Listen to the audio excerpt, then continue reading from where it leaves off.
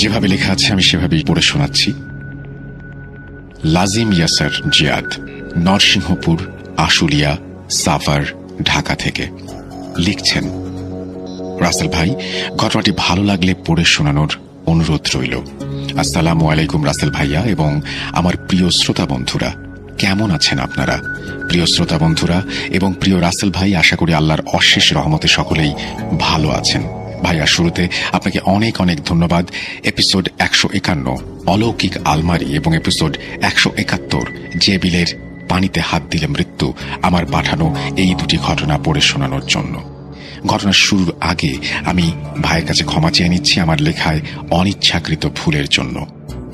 প্রিয় লিসেনার্স, আজকে যে ঘটনাটি আমি আপনাদের বলতে চলেছি, আমি জানি না এই ঘটনাটির মাধ্যমে আমি আপনাদের কতটুকু ভৌতিক আনন্দ দিতে পারবো।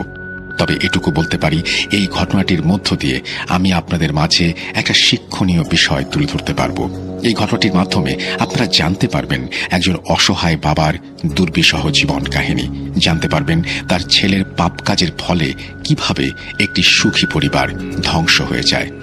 ঘটনা শুরুর আগে আমি আপনাদের বলে দিতে চাই এই ঘটনাটি আমি কিভাবে সংগ্রহ করেছি, তা না হলে এই ঘটনাটি আপনাদের বুঝতে অসুবিধা হবে।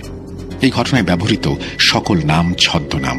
এই ঘটনাটি যে জায়গায় ঘটেছে সেই জায়গার নাম ঠিকানা কিছুই আমি ঘটনায় উল্লেখ করতে পারছি না। এর জন্য আমি আন্তরিকভাবে দুঃখিত। কেন আমি জায়গার নাম উল্লেখ করতে পারছি না তা ঘটনা শেষে আপনারা জানতে পারবেন। 22 জুন 2022 হঠাৎ আমার দাদার মোবাইলে একটা ফোন কল আসে। দাদা কলটি রিসিভ করতেই ওপাশ থেকে সজীব চাচু বলতে শুরু করেন, চাচা আপনি কোথায়? যত তাড়াতাড়ি পারেন মঈন চাচার বাড়িতে চলে আসেন। ওনার শরীরের অবস্থা ভালো না, উনি মনে হয় বাঁচবেন না। উনি বারবার শুধু আপনার নাম নিচ্ছেন। আপনি যত তাড়াতাড়ি সম্ভব ঢাকা থেকে চলে আসেন। বলে রাখা ভালো, সজীব চাচু হচ্ছে আমার দাদার বন্ধু, জহির দাদার ছেলে, এবং মঈন দাদা হচ্ছে আমার দাদার ছোটবেলার বন্ধু। যাই হোক, আমার দাদার বয়স 80 বছর, যার ফলে তিনি একা যাতায়াত করতে পারেন না, যার ফলে দাদার সজীব চাচুর কাছ থেকে এসব কথা শুনে আমাকে নিয়ে আমাদের গ্রামের বাড়ির উদ্দেশ্যে যাত্রা শুরু করেন। যাত্রাপথে আমরা জানতে পারি মঈন দাদা এই পৃথিবীর মায়া ত্যাগ করে আল্লাহর ডাকে সাড়া দিয়েছেন। আমি এবং দাদা দুপুর 2টা নাগাদ মঈন দাদার বাড়িতে গিয়ে পৌঁছে দেখি মনির দাদা, কবির দাদা, জহির দাদা এবং সজীব চাচ্চু তারা দাঁড়িয়ে আছেন। দাদা মঈন দাদাকে দেখে সাথে সাথে কান্নায় ভেঙে পড়েন। মঈন দাদার এই পৃথিবীতে এই 4 জন বন্ধু ছাড়া আপন বলতে কেউ নেই। তিনি বিয়ে করেছিলেন না। যাই হোক, এরপর আসরের নামাজের পর আমরা সবাই মিলে মঈন দাদার দাফন কাফন সম্পন্ন করে সবাই মিলে জহির দাদার বাসায় যাই। বাসায় গিয়ে আমরা সবাই উঠোনে বসি এবং এর মধ্যে হঠাৎ করে জহির দাদা বলে ওঠেন, মঈন ওর এই জীবনে সুখ যে কি জিনিস তা দেখে যেতে পারল না। ওর ওই শয়তান ছেলে ওর সব সুখ শান্তি নিজের মতো করে কেড়ে নিয়ে গেল। এই বলে জহির দাদা কান্নায় ভেঙে পড়েন। জহির দাদার মুখে সব কথা শুনে আমি বেশ অবাক হয়ে যাই। মঈন দাদার ছেলে, আমি যতদূর জানি মঈন দাদা বিয়ে করেননি, তাহলে তার ছেলে আসলো কোত্থেকে? মনের ভেতর এসব নানান প্রশ্ন উঁকে দিতে থাকে, কিন্তু এসব প্রশ্নের কোনো উত্তর আমি তখন খুঁজে পাইনি। যাই হোক, দাদার শরীর খুব একটা ভালো না থাকায় আমি দাদাকে নিয়ে ওই দিনই ঢাকায় চলে আসি। পরদিন দাদা একটু স্বাভাবিক হলে আমি দাদাকে মঈন দাদার ছেলের কথা জিজ্ঞেস করি, আচ্ছা দাদা, আমি যতদূর জানি মঈন দাদা তো বিয়ে করেননি, তাহলে কাল জহির দাদা কি বললেন সব? মঈন দাদার সব সুখ শান্তি তার ছেলে নিয়ে গিয়েছে। আমার এসব প্রশ্নে কাঁদো কাঁদো গলায় দাদা বলতে শুরু করে, দাদু ভাই কি বলবো তোমাকে, আমি বলার মতো কোনো ভাষা খুঁজে পাচ্ছি না। তোমার মঈন দাদা বিয়ে করেছিলেন, ওর একটা ছেলেও ছিল, কিন্তু ওর ছেলে একজন মানুষরূপী শয়তান ছিল। মঈনের ছেলের নাম আকবর। এরপর দাদা ঘটনা বলতে শুরু করেন। রাতটি ছিল 1980 সালের কুরবানি ঈদের আগের রাত। হঠাৎ করে ভোর রাতের দিকে আনুমানিক রাত 3টে নাগাদ মঈনদের উঠোন থেকে বিকট চিৎকার ভেসে আসতে থাকে। কে চিৎকার করছে ভালোভাবে বুঝে ওঠার জন্য আমি বিছানায় উঠে বসি। বিছানায় উঠে বসতে আমি বুঝতে পারি এটা তো মঈনের স্ত্রীর চিৎকার। আমি সাথে সাথে মঈনের উঠোনে যাই। মঈন এবং আমাদের ঘর পাশাপাশি ছিল। যাই হোক, সেখানে গিয়ে আমি দেখতে পাই মঈনের স্ত্রী উঠোনে বসে চিৎকার করছে এবং মঈন পাশে দাঁড়িয়ে আছে। কি হয়েছে আমি জিজ্ঞেস করতেই মইনের স্ত্রী বলে ওঠে, ভাই, ঘুম থেকে উঠে তাহাজ্জুদের নামাজ আদায় করব বলে আমি অজু করার জন্য কলপারে যাই। অজু করে এসে আকবর বাসায় এসেছে কিনা দেখার জন্য আমি ওর ঘরে যাই। কাল ঈদের জন্য আজ রাতে ভ্যান নিয়ে বাজারে গিয়েছিল রাতে ভাড়া মারবে বলে। আকবরের ঘরে প্রবেশ করা মাত্রই আমি হ্যারিকেনের আবছা আলোয় দেখি বিকট আকারের এক লম্বা ছায়ামূর্তি আকবরের মাথার পাশে দাঁড়িয়ে আছে। আমাকে দেখা মাত্রই ছায়ামূর্তিটি বলে ওঠে, কি তোর ছেলেকে দেখতে এসেছিস? শেষ দেখা করে যা, তোর ছেলের দিন ঘনিয়ে এসেছে। এই বলে সেই ছায়ামূর্তিটি পাশের জানালা দিয়ে বেরিয়ে চলে গেল। তখন আমি আকবরকে অনেক ডাকছি, কিন্তু ও ঘুম থেকে উঠছে না, ও অজ্ঞানের মতো ঘুমাচ্ছে। এই বলে মইনের স্ত্রী কান্নায় ভেঙে পড়ে। এরপর আমি এবং মইন মিলে অনেক চেষ্টা করি আকবরের জ্ঞান ফিরিয়ে আনার জন্য, কিন্তু কোনো লাভ হয় না। কোনোভাবেই তার জ্ঞান ফিরিয়ে আনতে পারি না। ওই দিন সকালে আমি এবং মইন মিলে ঈদের নামাজ পড়ে মসজিদের ইমাম সাহেবকে আমাদের বাসায় নিয়ে আসি এবং রাতের সব ঘটনা বলি। সব ঘটনা শুনে হুজুর আকবরের রুমে প্রবেশ করে রুকাইয়া করতে শুরু করেন, কিন্তু ওই দিনও আকবরের জ্ঞান ফিরে আসে না। হুজুর প্রায় 2 ঘন্টা চেষ্টা করেন, কিন্তু কোনো লাভ হয়নি। এরপর হুজুর কিছু পানি পড়া দেন এবং আকবরকে অজ্ঞান অবস্থায় খাওয়াতে বলেন। তিনি কাল সকালে আসবেন বলে আমাদের আশ্বস্ত করেন। কথা মতো তিনি পরদিন সকালে আবারও আসেন এবং তিনি আকবরের রুমে প্রবেশ করে আমাদের সকলকে ঘরের বাইরে অপেক্ষা করতে বলেন। প্রায় ঘন্টা 2 পর হুজুর আমাদের ঘরে আসতে বলেন। ঘরে প্রবেশ করে আমরা দেখি আকবরের জ্ঞান ফিরেছে, ও কথা বলছে হুজুরের সাথে। হুজুর আকবরকে কি হয়েছিল ওর সাথে জিজ্ঞেস করে। আকবর সেদিন রাতে ওর সাথে ঘটে যাওয়া একটি ঘটনা বলতে শুরু করে। আমি সবসময় দিনের বেলাতেই ভ্যান চালাই, কিন্তু সেদিন ঈদের আগের দিন ছিল বলে আমি চিন্তা করি রাতেও ভ্যান নিয়ে ভাড়া মারব। সেই মোতাবেক আমি সহ আরো কিছু ভ্যান চালক আমরা বাজারে বসেছিলাম। হঠাৎ কিছুক্ষণ পর একটা মহিলা আসে আমার কাছে এবং বলে এখান থেকে 6 কিলোমিটার দূরে কবিরপুর নামের একটা গ্রামে পৌঁছে দিয়ে আসতে পারবো কিনা। এরপর আমি সেই মহিলাকে নিয়ে কবিরপুর গ্রামে নামিয়ে দিয়ে আসি। রাত্রি ছিল পূর্ণিমার রাত, চারিদিকে চাঁদ স্বচ্ছ আলোয় পরিষ্কার দেখা যাচ্ছিল। বিপত্তিটা বাধে কবিরপুর থেকে আসার সময় আমি হঠাৎই রাস্তার একপাশে দেখতে পাই একটা কালো কাপড় পরিহিত একজন বয়স্ক মহিলা কিছু ছাগলের বাচ্চা নিয়ে দাঁড়িয়ে আছে। এটি দেখে আমি বেশ অবাক হয়ে যাই। এত রাতে এই বয়স্ক মহিলা এখানে এতগুলো ছাগলের বাচ্চা নিয়ে দাঁড়িয়ে আছে কেন? আশেপাশে তো কোনো বাড়িঘর দেখছি না। আমাকে দেখে সে হাতের ইশারায় থামতে বলে। আমিও ভ্যান থামিয়ে দেই। রাস্তার একপাশে থামিয়ে ভ্যান থেকে নামতেই আমি দেখি শাড়ির আঁচল দিয়ে তার মুখ পুরো ঢাকা, শুধু চোখ দেখা যাচ্ছে। তিনি আমাকে বলেন, আমাকে রায়নগর বাজারে নামিয়ে দিয়ে আসতে পারবি? আমি হ্যাঁ বললে তিনি একটা একটা করে ছাগলের বাচ্চা ভ্যানে উঠতে শুরু করেন। তিনি বয়স্ক মহিলা, তার কষ্ট হচ্ছে মনে করে আমি যখনই ছাগলগুলোকে ধরে ভ্যানে ওঠাতে যাব বলে ছাগলগুলোর দিকে হাত বাড়াই, তখনই সেই মহিলা ধমকের স্বরে আমাকে বলে ওঠেন, এই ছাগলগুলোর দিকে তোর পাপিষ্ঠ হাত বাড়িয়ে দিবি না, আমার ছাগলগুলোকে আমি ভ্যানে ওঠাতে পারবো। এই বলে তিনি সবগুলো ছাগলকে ভ্যানে উঠিয়ে নিজেও ভ্যানের পেছনে উঠে বসেন। আমি তার কথায় বেশ বিরক্ত হই, ভাবতে থাকি একে তো রাতে আমি তাকে সাহায্য করছি আর সে কিনা আমাকে উল্টোপাল্টা কথা বলছে। এসব 7-5 ভাবতে ভাবতে আমি ভ্যান চালাতে শুরু করি। কিছুক্ষণ চালানোর পর আমি বাড়ির কাছাকাছি এসে পড়েছি। এমন সময় হঠাৎই আমি ভ্যানের পেছন থেকে কটকট শব্দ শুনতে পাই, মনে হচ্ছে কেউ হাড্ডি চাবিয়ে খাচ্ছে। বিষয়টি দেখার জন্য আমি তখনই পেছনের দিকে তাকাই এবং আমি যা দেখি তা যেন কোনো মানুষের জীবনে দ্বিতীয়বার না ঘটে। আমি দেখি সেই বয়স্ক মহিলা একটি ছাগলের বাচ্চার ঘাড় কামড়ে ধরে আছে এবং সেটা সে খাচ্ছে। আমি তার দিকে তাকিয়ে আছি দেখে সে সাথে সাথেই ছাগলের বাচ্চাটিকে আলাদা করে তার গলার ভেতর থেকে বের হওয়া রক্ত খেতে শুরু করে। এসব দেখে আমার পুরো শরীর ঠান্ডা হয়ে আসে, আমার পুরো শরীর নিস্তেজ হয়ে যায়। আমি এক চুলো সেখান থেকে নড়তে পারছিলাম না, মনে হচ্ছিল কি আমাকে সেখানে বেঁধে রেখেছে। এমন সময় হঠাৎ সেই মহিলাটি বলে ওঠে, আমিও তার সাথে অংশ নিতে চাই কিনা। এই বলে সে আমার দিকে তাকায়। আমি সহ্য করতে না পেরে ভ্যান থেকে নেমে প্রাণপণে দৌড়াতে শুরু করি বাড়ির দিকে। প্রায় মিনিট 5 পর আমি বাড়িতে পৌঁছাই। বাড়ি পৌঁছে আমি সোজা আমার ঘরে প্রবেশ করি। ঘরে প্রবেশ করা মাত্রই আমার নাকে প্রচন্ড বাজে একটা মাংস পচা গন্ধ আসতে শুরু করে। আমি দেখি অসংখ্য পচা গলা, আধ খাওয়া ছাগলের বাচ্চা আমার পুরো বিছানা জুড়ে। এসব দেখে আমি আর সহ্য করতে পারি না। এসব দেখে আমার কি হয়েছে তারপর আমার কিছু মনে নেই। এরপর আর কি হয়েছে আমার কিচ্ছু মনে নেই। ওরা তো আমার পাপের শাস্তি দিতে এসেছে আমাকে। এই বলে আকবর চুপ করে যায়।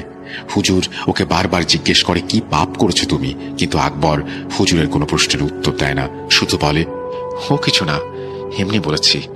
আমার মাথা কাজ করছে না, আমার মাথায় প্রচন্ড ব্যথা হচ্ছে।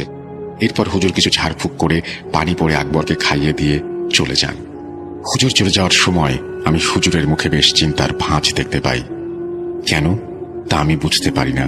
এরপর সবকিছু স্বাভাবিক হয়ে যায়, আর কোনো ঘটনা আকবরের সাথে ঘটে না। কি লিসেনার্স, কি ভাবছেন ঘটনা এখানেই শেষ? না, এই ঘটনা যতটা স্বাভাবিক মনে হচ্ছে ততটা স্বাভাবিক নয়।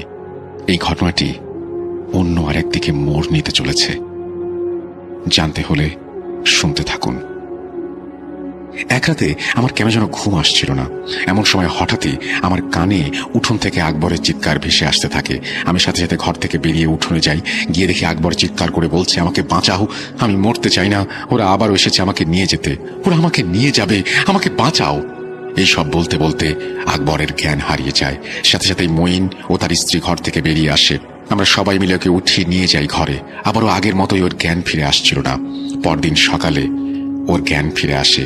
এরপর আমি এবং মঈন মিলে আবারও হুজুরকে বাড়িতে নিয়ে আসি। হুজুর আকবরের ঘরে প্রবেশ করে এক গ্লাস পানি পড়া দিয়ে আকবরের শরীরে ছিটিয়ে দেয়। এরপর হুজুর আকবরকে জিজ্ঞেস করে কি হয়েছিল রাতে। আকবর হুজুরকে বলে, আমি কাল রাতে এসে খেতে পানি সেচ দেওয়ার জন্য বাড়ি থেকে বের হয়েছি। এক হাতে হ্যারিকেন নিয়ে 1 পা 2 পা করে আমি ক্ষেতের আইল ধরে ক্ষেতের দিকে এগিয়ে যেতে থাকি। এমন সময় হঠাৎই কে যেন আমার নাম ধরে পেছন থেকে ডাক দেয়। কে ডাক দিয়েছে সেটি দেখার জন্য আমি যখন পেছনে তাকাই, আমি হ্যারিকেনের আবছা আলোয় দেখতে পাই 7 ফুট উচ্চতার কেউ একজন দাঁড়িয়ে আছে, ঠিক আমার 5-6 হাত দূরে। তার পুরো শরীর কালো চাদর দিয়ে ঢাকা। আমাকে পেছনে ঘুরে তাকাতে দেখে সে নিজের শরীর থেকে সম্পূর্ণ চাদর সরিয়ে ফেলে এবং তারপর আমি যা দেখতে পাই তা আমি কোনোদিন দেখতে চাই না। আমি দেখি সেটি কোনো মানুষ নয়। সেই জিনিসটির পুরো শরীর কালো লোমে ঘেরা, সেই জিনিসটির মাথা নেই। দেখে মনে হচ্ছিল কিছুক্ষণ আগে কেউ হ্যাঁচকা টান দিয়ে সেই জিনিসটির মাথা গলা থেকে আলাদা করে ফেলেছে। সেই জিনিসটি আমাকে উদ্দেশ্য করে কিছু একটা বলে ওঠে এবং সে জানায় আমার নাকি মৃত্যু ঘনিয়ে আসছে। এই বলে সেই জিনিসটি এক নিমেষে আমার চোখের সামনে থেকে বাতাসে মিলিয়ে যায়। এরপর আমি এক দৌড়ে ঘরে চলে আসি। বাড়িতে আসার পর আমার আর কিছু মনে নেই। এই বলে আকবর একদম চুপ হয়ে যায়। এরপর হুজুর ওকে অনেকবার জিজ্ঞেস করেন, তুমি কি এমন পাপ করেছো যার জন্য এমন হচ্ছে? কিন্তু আকবর হুজুরের প্রশ্নের উত্তর দেয় না। হুজুরের পর আকবরকে ঝাড়ফুঁক করেন এবং আমাদের বাড়ি থেকে চলে যান। হুজুর যাওয়ার আগে মঈনকে বলে যান, আপনার ছেলের মধ্যে অনেক বড় কোনো রহস্য লুকিয়ে আছে, যেটা ও বারবার বলতে গিয়েও বলতে পারছে না। আমি আমার অনুগত জিনদের দিয়ে খোঁজ লাগিয়েছিলাম, কিন্তু ওরাও কোনো তথ্য দিতে পারেনি। শুধু এইটুকু বলেছে আকবরের কারিন জিন অন্য কারো অধীনে, যার ফলে ওর কারিন জিনের সাথে যোগাযোগ করতে পারছে না। আকবরের কারিন জিনের সাথে যোগাযোগ করতে না পারলে তারা আমাদের কিছুই করতে পারবে না। এরপর মঈন এবং আমি আকবরকে অনেকভাবে অনেক রকম করে জিজ্ঞাসা করি যে সে কি এমন পাপ করেছে, কিন্তু সে কিছুই বলতে পারে না। শুধু এইটুকুই বলে, আমাকে এখানে থাকতে দেন, আমি এখানে থাকতে চাই। এরপর চলে যায় বেশ কিছুদিন। একদিন হঠাৎ ফজরের নামাজের পর মঈন হন্তদন্ত হয়ে আমার ঘরে ছুটে আসে এবং বলতে শুরু করে, আকবরকে কোথাও পাওয়া যাচ্ছে না। কাল রাত থেকে আমাদের ক্ষেতে সেচ দেওয়ার জন্য সে বের হয়েছিল, এখনো বাসায় ফিরে আসেনি। আমি ক্ষেতের আশেপাশে বাড়ির চারিদিকে অনেক খুঁজলাম, কিন্তু কোথাও পেলাম না। এমন তো কোনোদিন হয়নি। আমার কেমন যেন করছে মনটা। খারাপ কিছু হলো না তো? এই বলে মঈন কান্নায় ভেঙে পড়ে। এরপর আমি এবং মঈন আকবরকে খুঁজতে বের হই। এমন সময় আমাদের গ্রামের একজন এসে বলে, কাকা, আপনাদের ক্ষেত থেকে 5-7 মিনিট দূরে হেঁটে আপনাদের কাজী পুকুরের ওখানে একটু যেতে হবে। অনেক বড় সমস্যা হয়েছে। কি হয়েছে জিজ্ঞাসা করলে সে শুধু বলে, আপনারা চলুন আগে। আমরা নিরুপায় হয়ে সেখানে যাই। গিয়ে দেখি গ্রামে বেশ কিছু মানুষ পুকুরের পাড়ে গোল হয়ে ঘিরে দাঁড়িয়ে আছে। ভিড় ভেঙে ভেতরে প্রবেশ করতে আমরা দেখি মাথাবিহীন এক নিথর দেহ মাটিতে পড়ে আছে। দেখে মনে হচ্ছিল হ্যাঁচকা টানে কেউ তার মাথাটা দেহ থেকে আলাদা করে ফেলেছে। সেই দেহটির পরনের লুঙ্গি এবং জামাটি দেখে লাশটিকে শনাক্ত করা হয়েছিল। আমরা অনেকেই আকবরের কাটা মাথাটি আশেপাশে খুঁজেছিলাম, কিন্তু কোথাও পাইনি। এরপর আমরা সবাই মিলে খুব তাড়াতাড়ি মরদেহটি মাথাবিহীন অবস্থায় কবর দিয়ে দিই। এর পর দিন আরেকটি অদ্ভুত ঘটনা ঘটে। এইসব ঘটনা 3 দিনের মাথায় মঈনের স্ত্রী ছেলে হারানোর শোক সহ্য করতে না পেরে মারা যান। এরপর থেকে মঈন হয়ে যায় এই পৃথিবীতে একদম একা। প্রিয় লিসেনার্স, কি ভাবছেন ঘটনা এখানেই শেষ? যদি এটা ভেবে থাকেন তাহলে আপনারা সম্পূর্ণ ভুল। ঘটনার মূল টুইস্ট এখনো বাকি। নিশ্চয়ই আপনাদের মনে আছে ঘটনার শুরুর দিকে বলেছিলাম মঈনের ছেলে আকবর একজন মানুষরূপী শয়তান ছিল। কেন বলেছিলাম? আকবর কি এমন পাপ করেছিল যার ফলস্বরূপ তার এমন মৃত্যু হলো? তবে কি আকবরের মৃত্যুর সাথেই এই রহস্যটিকে মাটি চাপা দেওয়া হলো? এই প্রশ্নের উত্তর জানতে হলে আরেকটু অপেক্ষা করতে হবে। আকবরের মৃত্যুর 7 দিন পর আমি এবং মঈন মিলে বাজারে বসেছিলাম। এমন সময় হঠাৎই আমাদের গ্রামের একজন এসে বলে, গতকাল আমাদের পাশের গ্রামের একজন কবিরাজ মারা গেছে। তার লাশ নাকি সেই কবিরাজের বাড়ির পাশের এক জঙ্গলে পাওয়া গেছে। তার লাশটাও ঠিক আকবরের লাশের মতোই ছিল। সেই কবিরাজের দেহও মাথা থেকে আলাদা অবস্থায় পাওয়া গেছে। এসব শুনে মঈনের অনেক মন খারাপ হয়ে যায়। এরপর আমরা বাজার থেকে উঠে বাড়ির দিকে হাঁটা দিই। হঠাৎই মাঝপথে আমাদের হুজুরের সাথে দেখা হয়, যিনি আকবরের চিকিৎসা করতে এসেছিলেন। হুজুর আমাদের দেখা মাত্রই বলেন, ভাই, আপনাদের বাড়িতে আমি গিয়েছিলাম, কিন্তু আপনারা সেখানে ছিলেন না। আপনাদের সাথে আমার অনেক জরুরি কথা আছে। এরপর আমরা হুজুরকে আমাদের বাসায় নিয়ে যাই। ঘরে প্রবেশ করা মাত্রই হুজুর বলতে শুরু করেন, ভাই, জানি না আপনারা আমার কথাগুলো বিশ্বাস করবেন কিনা, কিন্তু তবুও আমি আপনাদের কথাগুলো বলতে চাই। আকবরের মৃত্যুর পেছনে অনেক বড় রহস্য লুকিয়ে আছে। আমি আপনাদের বলেছিলাম আমার অনুগত জিনরা আকবরের কারিন জিনের সাথে যোগাযোগ করতে পারছে না। আকবরের কারিন জিন অন্য কারো অধীনে, অন্যদিকে আকবরও কিছু বলছে না। এর জন্য আমি আকবরের কোনো সাহায্য নিতে পারছিলাম না, কিন্তু এই বিষয়টি কোনোভাবেই মেনে নিতে পারছিলাম না। আমি আকবরকে যে কোনোভাবে এই বিপদ থেকে বের করতে চেয়েছিলাম। এই জন্য আমি বারবার আমার যে ছাত্র জিন অনেক শক্তিশালী, সেই 20,000 জিনদের সর্দারের সাথে যোগাযোগ করি সেই রাতেই, এবং সে আমার ডাকে সাড়া দিচ্ছিলেন না। এরপর থেকে আমি প্রতি রাতেই তাহাজ্জুদের নামাজের পর তার সাথে যোগাযোগের চেষ্টা করি, এবং তাহাজ্জুদের নামাজ আদায় করে বসে আছি। এমনই একটা দিন হঠাৎ সেই জিনটি হাজির হয় এবং বলতে শুরু করে, হুজুর, আমাকে ক্ষমা করবেন আপনি। আমি জানি আপনি কেন অনেকদিন যাবত আমাকে মনে করছেন। আমি এও জানি কেন আপনি বারবার আমাকে স্মরণ করছেন। আপনি যে কারণে আমাকে স্মরণ করছেন সেই কারণটির সমাধান করতে আমি চাই না। এর জন্য আমি দুঃখিত। আপনি যার সমস্যার সমাধানের জন্য আমাকে ডেকেছেন সে একজন পাপী, সে একজন শয়তানের উপাসক। এই জন্যই আমি তার কোনো সাহায্য করতে পারবো না। এরপর আমি সেই জিনকে জিজ্ঞাসা করি, কি করেছে আকবর, কেন সে সাহায্য করতে চায় না? এরপর জিনটি বলতে শুরু করে, আপনি যার সাহায্যের জন্য আমাকে ডেকেছেন সেই আকবর একজন মেয়েকে অনেক পছন্দ করত, কিন্তু সেই মেয়েটি তাকে পছন্দ করত না। এর মাঝে সেই মেয়েটির অন্য জায়গায় বিয়ে হয়ে যায়, যার ফলে আকবর সেই মেয়েটির ওপরে ক্ষিপ্ত হয় এবং সিদ্ধান্ত নেয় সেই মেয়ের ওপরে কালো জাদু প্রয়োগ করে তাকে মেরে ফেলবে। এরপর আকবর তার সিদ্ধান্ত মোতাবেক আপনাদের পাশের গ্রামের একজন কবিরাজের কাছে যায়। কবিরাজ ছিল শয়তানের পূজারী। সেই কবিরাজ আকবরকে কাজ করে দেবে বলে তাকে আশ্বস্ত করে, কিন্তু এখানে সেই কবিরাজ একটি শর্ত দেয়। সেই কবিরাজ বলে সেই মেয়েটিকে সে এখন মারতে পারবে না। সেই মেয়েটির গর্ভে যখন বাচ্চা আসবে এবং পৃথিবীতে ভূমিষ্ঠ যেদিন হবে সেদিন সেই মেয়েটিকে, তার বাচ্চাটিকে সে কালো জাদু প্রয়োগ করে মেরে ফেলবে। সেদিন রাতেই সেই মেয়েটির মাথা এবং সেই বাচ্চাটির মাথা কবর থেকে তুলে এনে তাকে দিতে হবে। আকবর সেই কবিরাজের কথা মতো রাজি হয়। এরপর সেই কবিরাজ সেই মেয়েটিকে এবং তার বাচ্চাটিকে তার কথা মতো মেরে ফেলে কালো জাদুর মাধ্যমে, এবং আকবর কবিরাজকে দেয়া কথা মতো সেই মেয়েটির এবং তার বাচ্চাটির মাথা কবর থেকে তুলে এনে দেয়। এরপর আকবর প্রায় সময়ই সেই কবিরাজের কাছে যেত। কবিরাজ আকবরকে একদিন বলে তাকে সে নিজের শিষ্য বানাতে চায়। আকবর কবিরাজের কথা শুনে রাজি হয়ে যায়। এরপর সেই কবিরাজ আকবরকে নানা ধরনের কালো জাদুর শিক্ষা দেয়। আকবরকে নিজের খুব কাছের মানুষ বানিয়ে ফেলে। কবিরাজ আকবরকে নিজের কাছের মানুষ বানিয়ে ফেলার পেছনে কবিরাজের অনেক বড় একটি স্বার্থ লুকানো ছিল। সেটি হচ্ছে আকবর যে মেয়েটি এবং তার বাচ্চাটির মাথা কবর থেকে তুলে এনেছিল সেটি একটি ভয়াবহ এবং শক্তিশালী জিনকে ভোগ দেওয়ার মাধ্যমে সেই জিনকে হাজির করা। সেই জিনটির সাহায্যের মাধ্যমে কবিরাজ তার কিছু অসাধ্য সাধন করতে চেয়েছিল, কিন্তু সেই জিনটি কবিরাজকে সাহায্য করার বিনিময়ে 2টি মানুষের বলি চায় যারা তুলা রাশির জাতক হবে। আকবর ছিল একজন তুলা রাশির জাতক। এই জন্যই আকবরকে সেই কবিরাজ তার এতটা কাছের মানুষ বানিয়ে ফেলেছিল, যাতে সেই জিনকে সে খুশি করতে পারে এবং তাকে বলি দিতে পারে। সেই কবিরাজ সেই জিনকে আকবরের পিছনে লাগিয়ে দিয়েছিল, যার ফলে আকবরের সাথে এতদিন এত সব ঘটনা ঘটেছে। কিন্তু আকবর কবিরাজের এই সকল বিষয় ঘূর্ণাক্ষরেও জানতে পারেনি। আকবর যখন কবিরাজের কাছে গিয়েছিল, সকল ঘটনা বলেছিল, তখন কবিরাজ তাকে বলেছিল যখন কবর থেকে মাথা তুলে আনতে গিয়েছিল সেখান থেকে খারাপ কিছু জিন তার পিছু নিয়েছে, যার ফলে এসব ঘটনা ঘটছে। এরপর কবিরাজ 18 এপ্রিল আকবরকে তার কাছে আসতে বলে। সেদিন তার সমস্যার সমাধান করবে বলে তাকে আশ্বস্ত করে। 18 এপ্রিল রাত্রি ছিল অমাবস্যার রাত। সেই রাতেই সেই ভয়ানক জিনকে দিয়ে সেই কবিরাজ তুলা রাশির 2জন জাতককে বলি দেবার কথা বলেছিল। সেই রাতে আকবর যখন কবিরাজের কাছে যায়, কবিরাজ তার সমস্যার সমাধান করবে বলে তাকে নিয়ে আসে। এমন সময় সেই কবিরাজ আকবরের মাথা তার দেহ থেকে এক কোপে আলাদা করে সেই শয়তানকে বলি দেয়। এরপর সেই শয়তান জিনটি কবিরাজকে সাহায্য করে। সেই জিনটি কবিরাজকে সাহায্য করার শেষে তার প্রাপ্য আরেকটি বলি চায়, কিন্তু সেই কবিরাজ সেই জিনটিকে আরেকটি বলি দিতে অস্বীকার করে। এর ফলে সেই জিনটি সেই কবিরাজের উপর ক্ষিপ্ত হয়ে যায়, কিন্তু সেই সময় জিনটি কবিরাজে কিছুই করতে পারে না। কবিরাজটি সে রাতে তার তন্ত্রমন্ত্রের সাহায্যে বেঁচে যায়, কিন্তু আজ আর সেই কবিরাজের রক্ষা হয়নি। সেই শয়তান জিনটি কবিরাজকে আজ মেরে ফেলেছে। হুজুর, আকবর তার পাপের শাস্তি পেয়েছে, এমন মৃত্যুই তার প্রাপ্য ছিল। এই বলে সেই জিনটি আমাকে বিদায় জানিয়ে চলে যায়।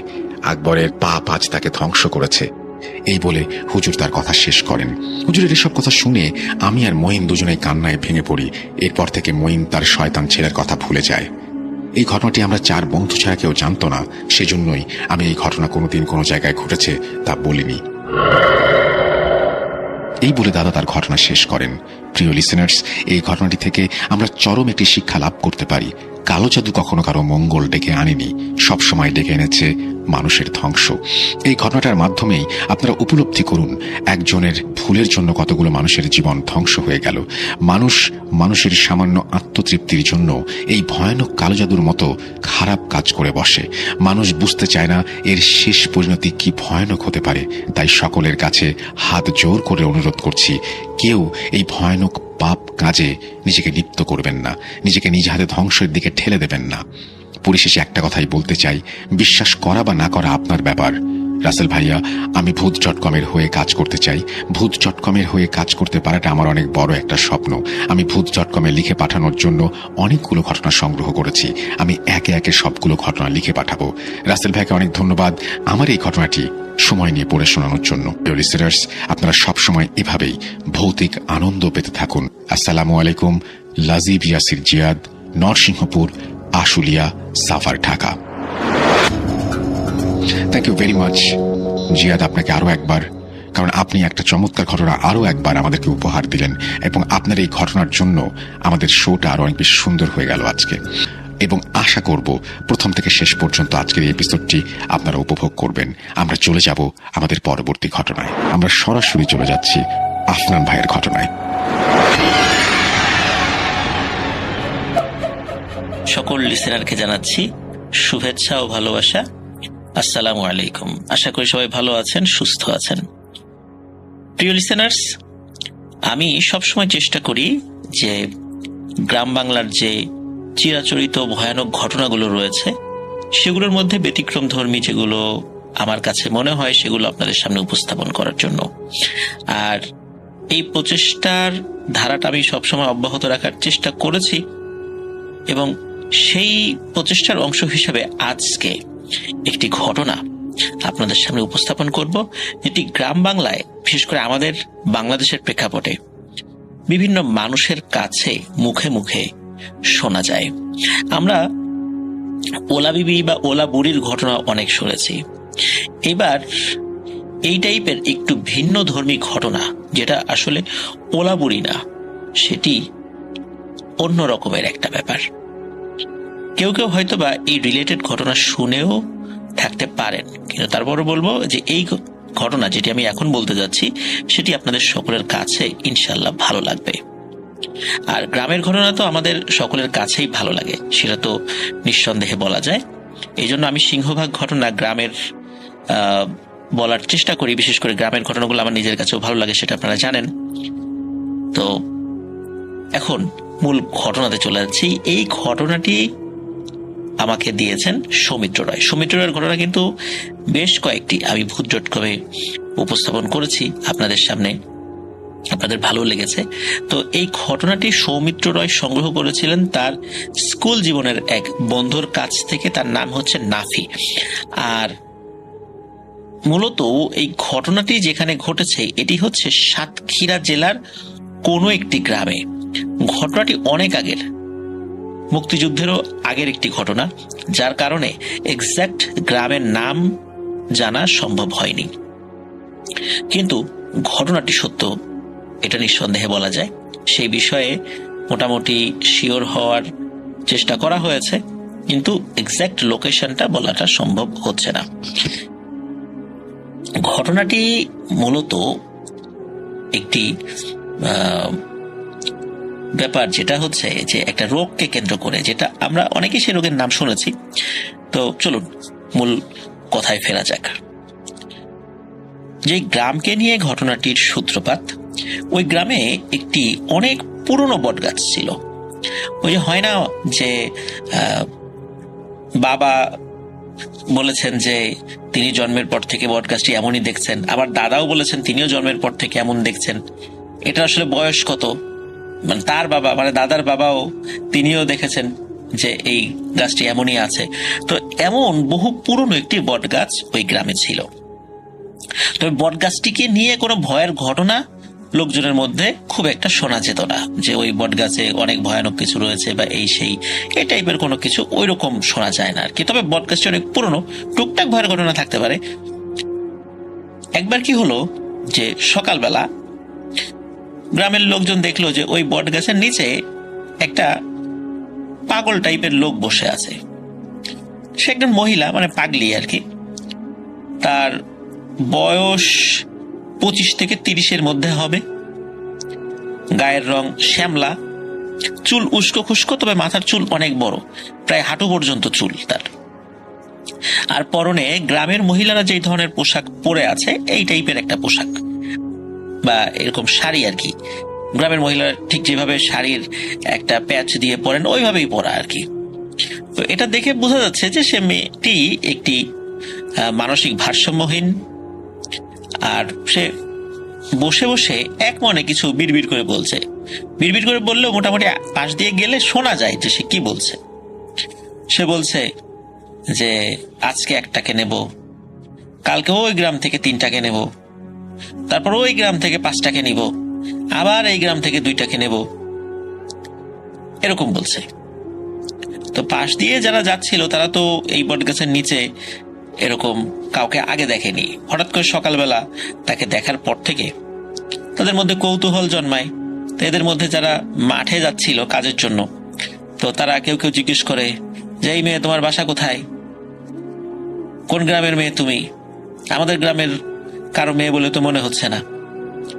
তখন ওই পাগলি কিন্তু কারো কোনো কথার উত্তর দেয় না। সে তার মতো আপন মনে ওই যে বলেই যাচ্ছে সেই কথাগুলো, আজ এই গ্রাম থেকে 1টাকে নিব, কালকে এইটাই নিব, এবার এরকম বলে যাচ্ছে আর কি। তো ওনারা চিন্তা করেন যে হয়তো বা কোনো গ্রাম থেকে পদ চলে আসছে। আবার অনেক সময় কোনো বাড়িতে ওই মানসিক ভারসাম্যহীন লোক থাকলে বাড়িতে অশান্তি বিভিন্ন কারণে রাতের বেলা অনেক দূরের গ্রামে অনেক সময় এই টাইপের লোকদেরকে মানুষ রেখে আসতো। তো মনে করেছে হয়তোবা কোনো বাড়িতে ছিল, বাড়ির লোকজন তাকে পালতে পারেনি বা তার আচার আচরণে বিরক্ত বা বিভিন্ন সমস্যার কারণে হয়তোবা গভীর রাত্রে আমাদের গ্রামে রেখে গেছে। তো তারা তাদের মতো কাজে চলে যায়। এটা নিয়ে আসলে খুব একটা বেশি তাদের মাথা ঘামাতে হয়নি, কারণ হলো ওই পাগলি কাউকে বিরক্ত করতো না, কারো বাড়িতে খাবারও চাইতে যাইতো না। কেউ খাবার যে তাকে যে সাধবে যে খাবার খাওয়ার জন্য, কারণ সে কখনোই কারো কাছে খাবার চায়নি, কোনো বাড়িতে যায়ও নাই, এই জন্য মানুষকে সে বিরক্ত করতো না। আর মানুষের মনেও তার বিষয়ে খুব একটা আগ্রহেরও সৃষ্টি হতো না, বিরক্তও সৃষ্টি হতো না, মানে বিরক্তির উদ্রেকও হতো না, কারণ সে কাউকে বিরক্ত করতো না। এই জন্য ওই পাগলি পাগলির মতো আছে, গ্রামের লোকজন গ্রামের লোকজনের মতো আছে।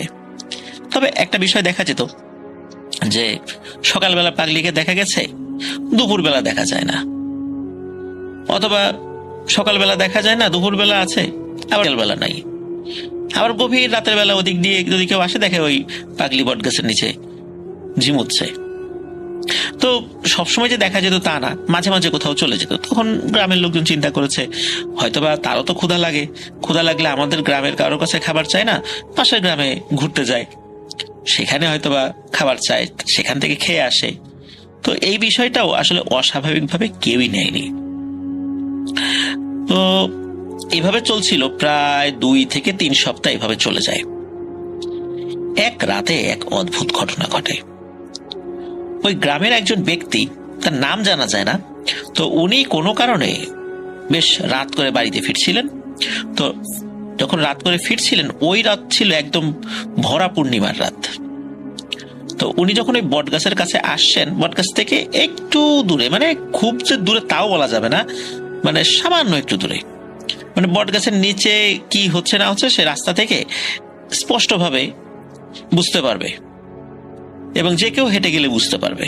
মানে এত মানে নিকট দূরত্বে বটগাছ এবং রাস্তার ব্যবধান আর কি। তো বটগাছটা রাস্তা থেকে একটু নিচ দিকে, মানে ঢালুর দিকে, আর রাস্তাটা উঁচু মাটির রাস্তা। তো উনি যাচ্ছেন, তো উনি যাওয়ার সময় দেখেন যে এই পাগলি এখন আর এক মনে কিছু বলছে না, সে তার মতো করে নাকি সুরে কান্নাকাটি করছে। এবং সে দেখতে পাচ্ছে যে ওই পাগলি এবার আর সেই আগের শাড়িটা না, আগের শাড়িটা একটু কালারফুল শাড়ি ছিল বা এক কালারের শাড়ি ছিল, কিন্তু এবার সে সাদা শাড়ি পরে বসে আছে। এবং সে এমন ভাবে বসে আছে যে মানে ওই হাঁটু করে এবং দুই হাত দিয়ে হাঁটুটা জড়িয়ে ধরে রেখেছে, এবং মাথা দিয়ে মানে মাথা হাঁটুর উপরে দিয়ে রেখেছে, চুলগুলো সামনের দিকে, এবং সে কান্নাকাটি করছে। পাগলিকে কিন্তু তারা এর আগেও দেখেছে, একদম ভদ্র একজন মানে পাগলি হিসাবেই তাদের কাছে পরিচিত ছিল, এবং তার চেহারা কিন্তু একদম স্বাভাবিক ছিল। স্বাভাবিক বলতে ঠিক 25 থেকে 30 বছর বয়সী মেয়েদের চেহারা যেরকম হয়, কোনো অস্বাভাবিকতা ছিল না। সে দেখতে সে সুন্দরীও ছিল না, কুৎসিত ছিল না, অ্যাজ ইউজুয়াল আর কি। তো উনি চিন্তা করে যাহারে এই মেয়েটা কথা বলে, তো এখন কান্নাকাটি করছে, নিশ্চয়ই খুব ক্ষুধা লেগেছে। এখন তাকে তার মানে তার মনের মধ্যে আসলে মায়া সৃষ্টি হয়েছে যে মেয়েটা কান্নাকাটি করছে, ক্ষুধা পেয়েছে, আমার বাড়ি তো কাছেই, দেখেও যদি খেতে চায় তাহলে আমি খাবার এনে দেব। এই চিন্তা করে সে ওই পাগলির কাছে গেছে। কাছে গিয়ে জিজ্ঞেস করছে যে এই পাগলি, মানে তার তো নাম জানতো না কেউ, আর কোনো কথার উত্তরও সে দিত না। তখন ওই পাগলি বলেই তাকে ডাকতো। তো জিজ্ঞেস করছে এই পাগলি, কান্দিস কেন? ক্ষুধা লাগছে? ক্ষুধা লাগলে আমাকে বল, আমি খাবার এনে দিই। এরকম বারবার বলছে, কিন্তু সে কোনো উত্তর দেয় না। তো কয়েকবার বলার পরে সে বিরক্ত হয়। ওই লোকটা বিরক্ত হয়ে বলে, আচ্ছা না খেলে নাই, এতবার তোরে বললাম তুই উত্তর দিলি না, আমি গেলাম। তখন ওই পাগলি হঠাৎ করে তার কান্না থামিয়ে দেয়, এবং কান্না তখন থামিয়ে দিয়েছে। ওই লোকটি কিন্তু যাওয়ার জন্য 2 কদম বেরিয়েছে, মানে আগিয়েছে আর কি বাড়ির দিকে। তখন পাগলির কান্নার শব্দ যখন থেমে যায়, তখন ওই লোকটি চিন্তা করে হয়তো পাগলি এখন তাকে কিছু বলবে। এই জন্য তিনি থামেন এবং পাগলির দিকে ঘুরে তাকান। ভরা পূর্ণিমা, গাছের নিচে যদিও পূর্ণিমার আলো কম পড়ছিল, তারপরও স্পষ্ট দেখা যাচ্ছিল। উনি পাগলির দিকে তাকিয়ে যেটা দেখতে পান, এটা দেখার জন্য তিনি মোটেও প্রস্তুত ছিলেন না। প্রচন্ড ভয় পান দেখে। উনি দেখেন যে এই যে কয়েক সপ্তাহ ধরে যে পাগলিকে উনি দেখছেন, যে চেহারায় দেখছেন, এখন আর তার সেই চেহারা নেই। তার সমস্ত শরীর, মুখমণ্ডল, হাত যতটুকু দেখা যাচ্ছে, পায়ের গোড়ালি যতটুকু দেখা যাচ্ছে, বড় বড় ফোড়া হয়েছে। মানে আমরা অনেকে এটাকে গোটা বলি। তো এই জিনিসগুলো হয়েছে, এবং তার চোখ দুটো অদ্ভুত রকমের জলজল করছে। কোনো মানুষের চোখ এভাবে জলজল করে না, এবং চেহারাটা খুবই ভয়ঙ্কর হয়ে গেছে। মানুষের চেহারার মধ্যে যদি অসংখ্য ফোড়া হয় পুরো মুখমণ্ডল, তাহলে কেমন দেখা যাবে? ঠিক তেমন দেখা যাচ্ছে। এবং এটা দেখার সাথে সাথে ওই লোকটি বলে ওঠে, ওরে বাবার এ কি দেখলাম রে, আল্লাহ গো বাঁচাও। এই বলে উনি দিয়েছে দৌড়। ওনার বাসাটা খুব বেশি দূরে ছিল না। উনি চিৎকার করতে করতে বাসায় গিয়ে হুমড়ি খেয়ে পড়েন। বাড়ির লোকজন জিজ্ঞেস করে কি হয়েছে, বলে যে এই ঘটনা, আমি তো এই যে ওই পাগলিকে এই অবস্থায় দেখেছি। তো ওনার পাশের যে ঘর বাড়ি ছিল, তারা ওনার চিৎকারে চলে এসেছে বাড়ির উঠোনে। তারা জিজ্ঞেস করে কি হয়েছে, তো উনি বলেন যে এই ঘটনা, আমি পাগলিকে এইভাবে দেখেছি। তখন কেউ কেউ বলে যে সর্বনাশ, এই পাগলির নিশ্চয়ই বসন্ত হয়েছে, আর এই বসন্ত হওয়ার কারণে ওর এই চেহারা এবং শরীরের এই অবস্থা হয়েছে। কয়েকদিন আগেও তো দেখলাম ও ঠিক ছিল, হঠাৎ করে আজকে রাত্রে তুমি কেন ওর এই অবস্থায় দেখলা? তখন গ্রামের আরো কয়েকজন বলে, ও তো এইভাবে বিভিন্ন গ্রামে চলে যায়, এই দেখা যায়, এই দেখা যায় না, এদিক ওদিক ঘুরে বেড়ায়, নিশ্চয়ই অন্য গ্রাম থেকে এই ছোঁয়াচে রোগটা আমাদের গ্রামে সে নিয়ে এসেছে। এখন তো আমাদের কারো আর বাঁচবার উপায় নাই, এখন কি করা যায়? এর মধ্যে কেউ কেউ বলে ঠিক আছে, সকালবেলা দেখা যায় কি করা যায়। তার মধ্যে একজন বলে ওঠে, না, সকালের অপেক্ষায় থাকা যাবে না, কারণ যদি এই রোগটি আমাদের গ্রামে ছড়িয়ে পড়ে তাহলে তো সবার জন্য বিপদ।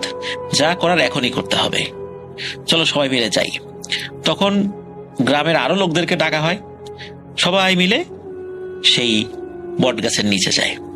বট গাছের নিচে গিয়ে দেখে সত্যি সেই পাগলি বসে আছে, কিন্তু এবার সে কাঁদছে না, সে বসে বসে গোঙাচ্ছে এবং তার এই দুই হাত দিয়ে তার মুখমণ্ডলটাকে ঢেকে রেখেছে। এবং যে দুই হাত দিয়ে মুখমণ্ডল ঢেকে রেখেছে, হাতে যে বড় বড় গোটা হয়েছে, মানে ফোড়া হয়েছে, বসন্ত হলে যেরকম হয় ঠিক তেমন। এদিকে লোকজন এসে ওই পাগলিকে দেখে যে সত্যি যে লোক তাকে দেখে ভয় পেয়েছিল সে ঠিকই বলেছে। এর মধ্যে একজন ওই পাগলিকে বলে ওঠে, এই পাগলি, তুই এই রোগ বাধাই নিয়ে এখানে আসছিস, এখন না আমাদের সবাইকে মারবি, যা তাড়াতাড়ি ভাগ এখান থেকে, এই গ্রাম থেকে বিদায় হ। পাগলি কোনো কথার উত্তর দেয় না। সে এই লোকজনের আসার শব্দ পাওয়ার পর থেকে সে গোঙাতে থাকে, এক ধরনের গোঙানির আওয়াজ, কিন্তু কোনো কান্নাকাটি না। তো এইভাবে লোকজন একজন একজন করে বলছে, কয়েকজন সম্মিলিত ভাবে বলছে, পাগলি তার স্বভাব সুলভ আচরণ, তার আসার পর থেকে সে কারোর সাথে কথা বলে নাই, নিজের মনে বিড়বিড় করে কথা বলেছে, এবার তো বিড়বিড়ও করছে না। তো এর মধ্যে একজনের মেজাজ হয় প্রচন্ড গরম। তার নামটা এক্স্যাক্টলি বলা যায় না, তবে যতটুকু শোনা যায় তার নাম তাজুল, তাইজুল বা এই টাইপের একটা নাম। এক্স্যাক্ট নামটা নিশ্চিত হওয়া সম্ভব হয়নি, তো ধরে নিলাম তার নাম তাইজুল। তো এই তাইজুল যে লোকটা, সে খুব সুঠাম দেহি, উঁচু লম্বা। উনি ছিলেন একজন দিনমজুর, খুব কঠোর পরিশ্রম করতে পারতেন আর খুব সাহসী একজন মানুষ ছিলেন। তো উনি এগিয়ে এসে ওই পাগলিকে কয়েকটা প্রশ্ন করে, এই তুই এখন বল, তুই কোন গ্রাম থেকে আসছিস? এতদিন তো বহু জিজ্ঞেস করছি আমরা, তোর নাম কি, তোর বাড়ি কোথায়, কোন গ্রামের তুই, কোনো কথা বলিস নাই, আজকে বল যে কোত্থেকে আসছিস। তো পাগলির স্বভাব সুলভ আচরণে এবারও সে কোনো কথার উত্তর দেয় না। তখন এই তাইজুলের মেজাজটা হয় প্রচন্ড গরম। একে তো বসন্ত রোগ বাধায় নিয়ে আসছে, আর একটা ছোঁয়াচে রোগ, আর গ্রামে তো এই বসন্ত রোগ একবার হলে তখন পুরো গ্রাম ধরে সাফ হয়ে যাবে, এমন একটা ভয় সকলের মধ্যে ছিল। ওই তাইজুল মেজাজ গরম করে সে কি করেছে, তার পায়ের কাছে থাকা একটা ঢিল, মাটির একটা ঢিল, সেটা হাতে নিয়েছে। হাতে নিয়ে ওই পাগলির দিকে ছুঁড়ে মেরেছে। তবে পাগলির মাথায় বা শরীরের তেমন কোনো জায়গায় না লাগলেও পায়ের গোড়ালিতে গিয়ে আঘাত লেগেছে। আর গোড়ালিতে গিয়ে আঘাত লাগার সাথে সাথে এই যে গোঙাচ্ছিল, মুহূর্তের মধ্যে তার গোঙানি থেমে গেছে এবং থেমে যাওয়ার সাথে সাথে সে লাফ দিয়ে উঠে দাঁড়ায় এবং মুখের উপর থেকে হাত সরিয়ে ফেলে। তখন তার এই চেহারা দেখে উপস্থিত সকলেই প্রচন্ড ভয় পান। কয়েকজন মহিলাও সেখানে আসছিলেন, তারা তো পাগলির ওই চেহারা দেখে ইনস্ট্যান্ট সেন্সলেস হয়ে পড়েছেন। উপস্থিত সকলে ভয় পেয়েছেন। আর ওই অবস্থায় পাগলি উঠে দাঁড়িয়ে শুধু একটা কথাই বলে, আমার গায়ে আঘাত করলি, গ্রামের তো অল্প কয়জনকে নিতে চেয়েছিলাম, এবার সবগুলা ভুগবি, সবগুলা মরবি। এই কথা বলার সাথে সাথে পাগলি ওখান থেকে দৌড় দেয়। উপস্থিত যারা পাগলির দৌড় দেখেছে, অদ্ভুত রকমের দৌড়, কোনো মানুষ এভাবে দৌড়ায় না। সে লাফাচ্ছিল না, হাঁটছিল না, দৌড়াচ্ছিল না, এর মধ্যবর্তী এমন একটা উপায় সে ওখান থেকে সরে যাচ্ছিল, কিন্তু সে কিন্তু উড়েও যাচ্ছিল না। তার ওই সরে যাওয়া দেখেই অনেকেই বুঝে ফেলেছিল যে আসলে এটা কি মানুষ না অন্য কিছু। পাগলি কি করে, ওই গ্রাম থেকে বের হয়ে যাওয়ার জন্য যে পথ, সে পথ দিয়ে সে সরে যায়। তো অনেকের কাছে হারিকেন ছিল, তাদের আলো ছিল, কারণ ওইটা তো ভরা পূর্ণিমার রাত ছিল আর কি। তো পাগলি ওই সময় কিন্তু সাদা কাপড় পরা। তো পাগলি কি করে, ওই যে নদীর দিকে চলে যাচ্ছিল, এতটুকু দেখেছে যে সে নদীর দিকে চলে গেল, আস্তে আস্তে মিলিয়ে গেল খুব দ্রুততার সাথে, অদ্ভুত গতিতে সে এগিয়ে চলে যায়। এরপরে সবকিছু স্বাভাবিক। তো যে যতই ভয় পাক, একদম প্যারানর্মাল কোনো ব্যাপার যে এটা কিন্তু আসলে সামনাসামনি ঘটে নাই।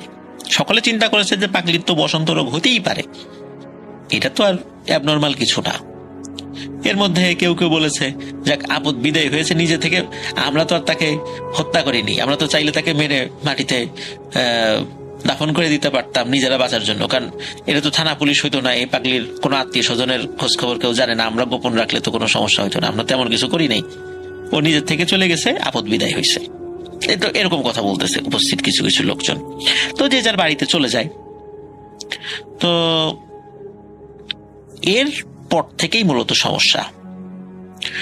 ওই দিন সকালবেলা গ্রামের কারো মধ্যে প্যারানরমাল কোনো বিষয় বা কোনো রোগের কোনো উপসর্গ দেখা যায়নি। ওই যে তাইজুল, যে লোকটির কথা বলা হলো, তো উনি তো দিনমজুর ছিলেন, সারাদিন পরিশ্রম করার পরে বিকেলবেলা বাসায় এসেছেন। আর সন্ধ্যার পরেই সাধারণত গ্রামের লোকজন, বিশেষ করে ওই গ্রামের লোকজন ঘুমিয়ে পড়তো, আবার ভোরবেলা উঠতো।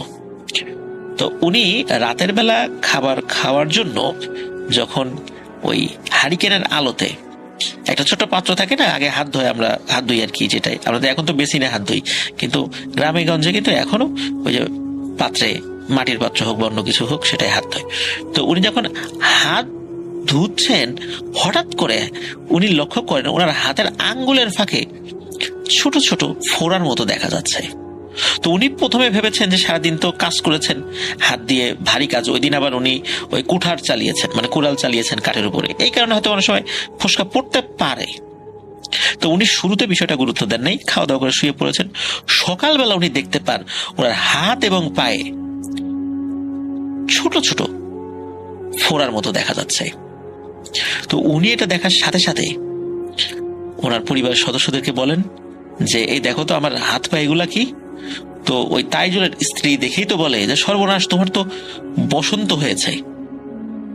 এই কথা শোনার পরে তো তাইজুলের মাথায় আকাশ ভেঙে পড়ে। এদিকে তাইজুলের বসন্ত হয়েছে, গ্রামের লোকদের মুখে মুখে এটা রটে যায় অল্প সময়ের মধ্যে, এবং সকলে বুঝে ফেলে যে গ্রামে বসন্ত ছড়িয়ে গেছে, এবং এর প্রথম রোগী হচ্ছে তাইজুল। তখন ওই গ্রামের লোকজনের মাথায় একটা বিষয় স্ট্রাইক করে, সেটা হলো যে আচ্ছা, এত লোক বাদ দিয়ে তাইজুলেরই কেন এটা হলো? কারণ ওই পাগলিকে তাইজুল আঘাত করেছিল, এই কারণেই হয়তো তাইজুলের এটা হয়েছে। আসলে কি ওই পাগলিটা মানুষ না অন্য কিছু, এটা কিন্তু তখনও মানুষের মনের মধ্যে ঘুরপাক খাচ্ছে, নিশ্চিত না যে ওই পাগলিটা মানুষ না অন্য কিছু। ওই দিনের মধ্যেই তাইজুলের সমস্ত শরীর এই বসন্তে ভরে যায়, প্রচন্ড চিৎকার চেঁচামেচি, এবং রাতের বেলা তাইজুল মারা যায়। কোনো ধরনের কোনো চিকিৎসার সুযোগ হয়নি। আর ওই সময় বসন্তের এরকম চিকিৎসা ছিল না, যোগাযোগ ব্যবস্থা তো উন্নত ছিল না। তাইজুল মারা যায়।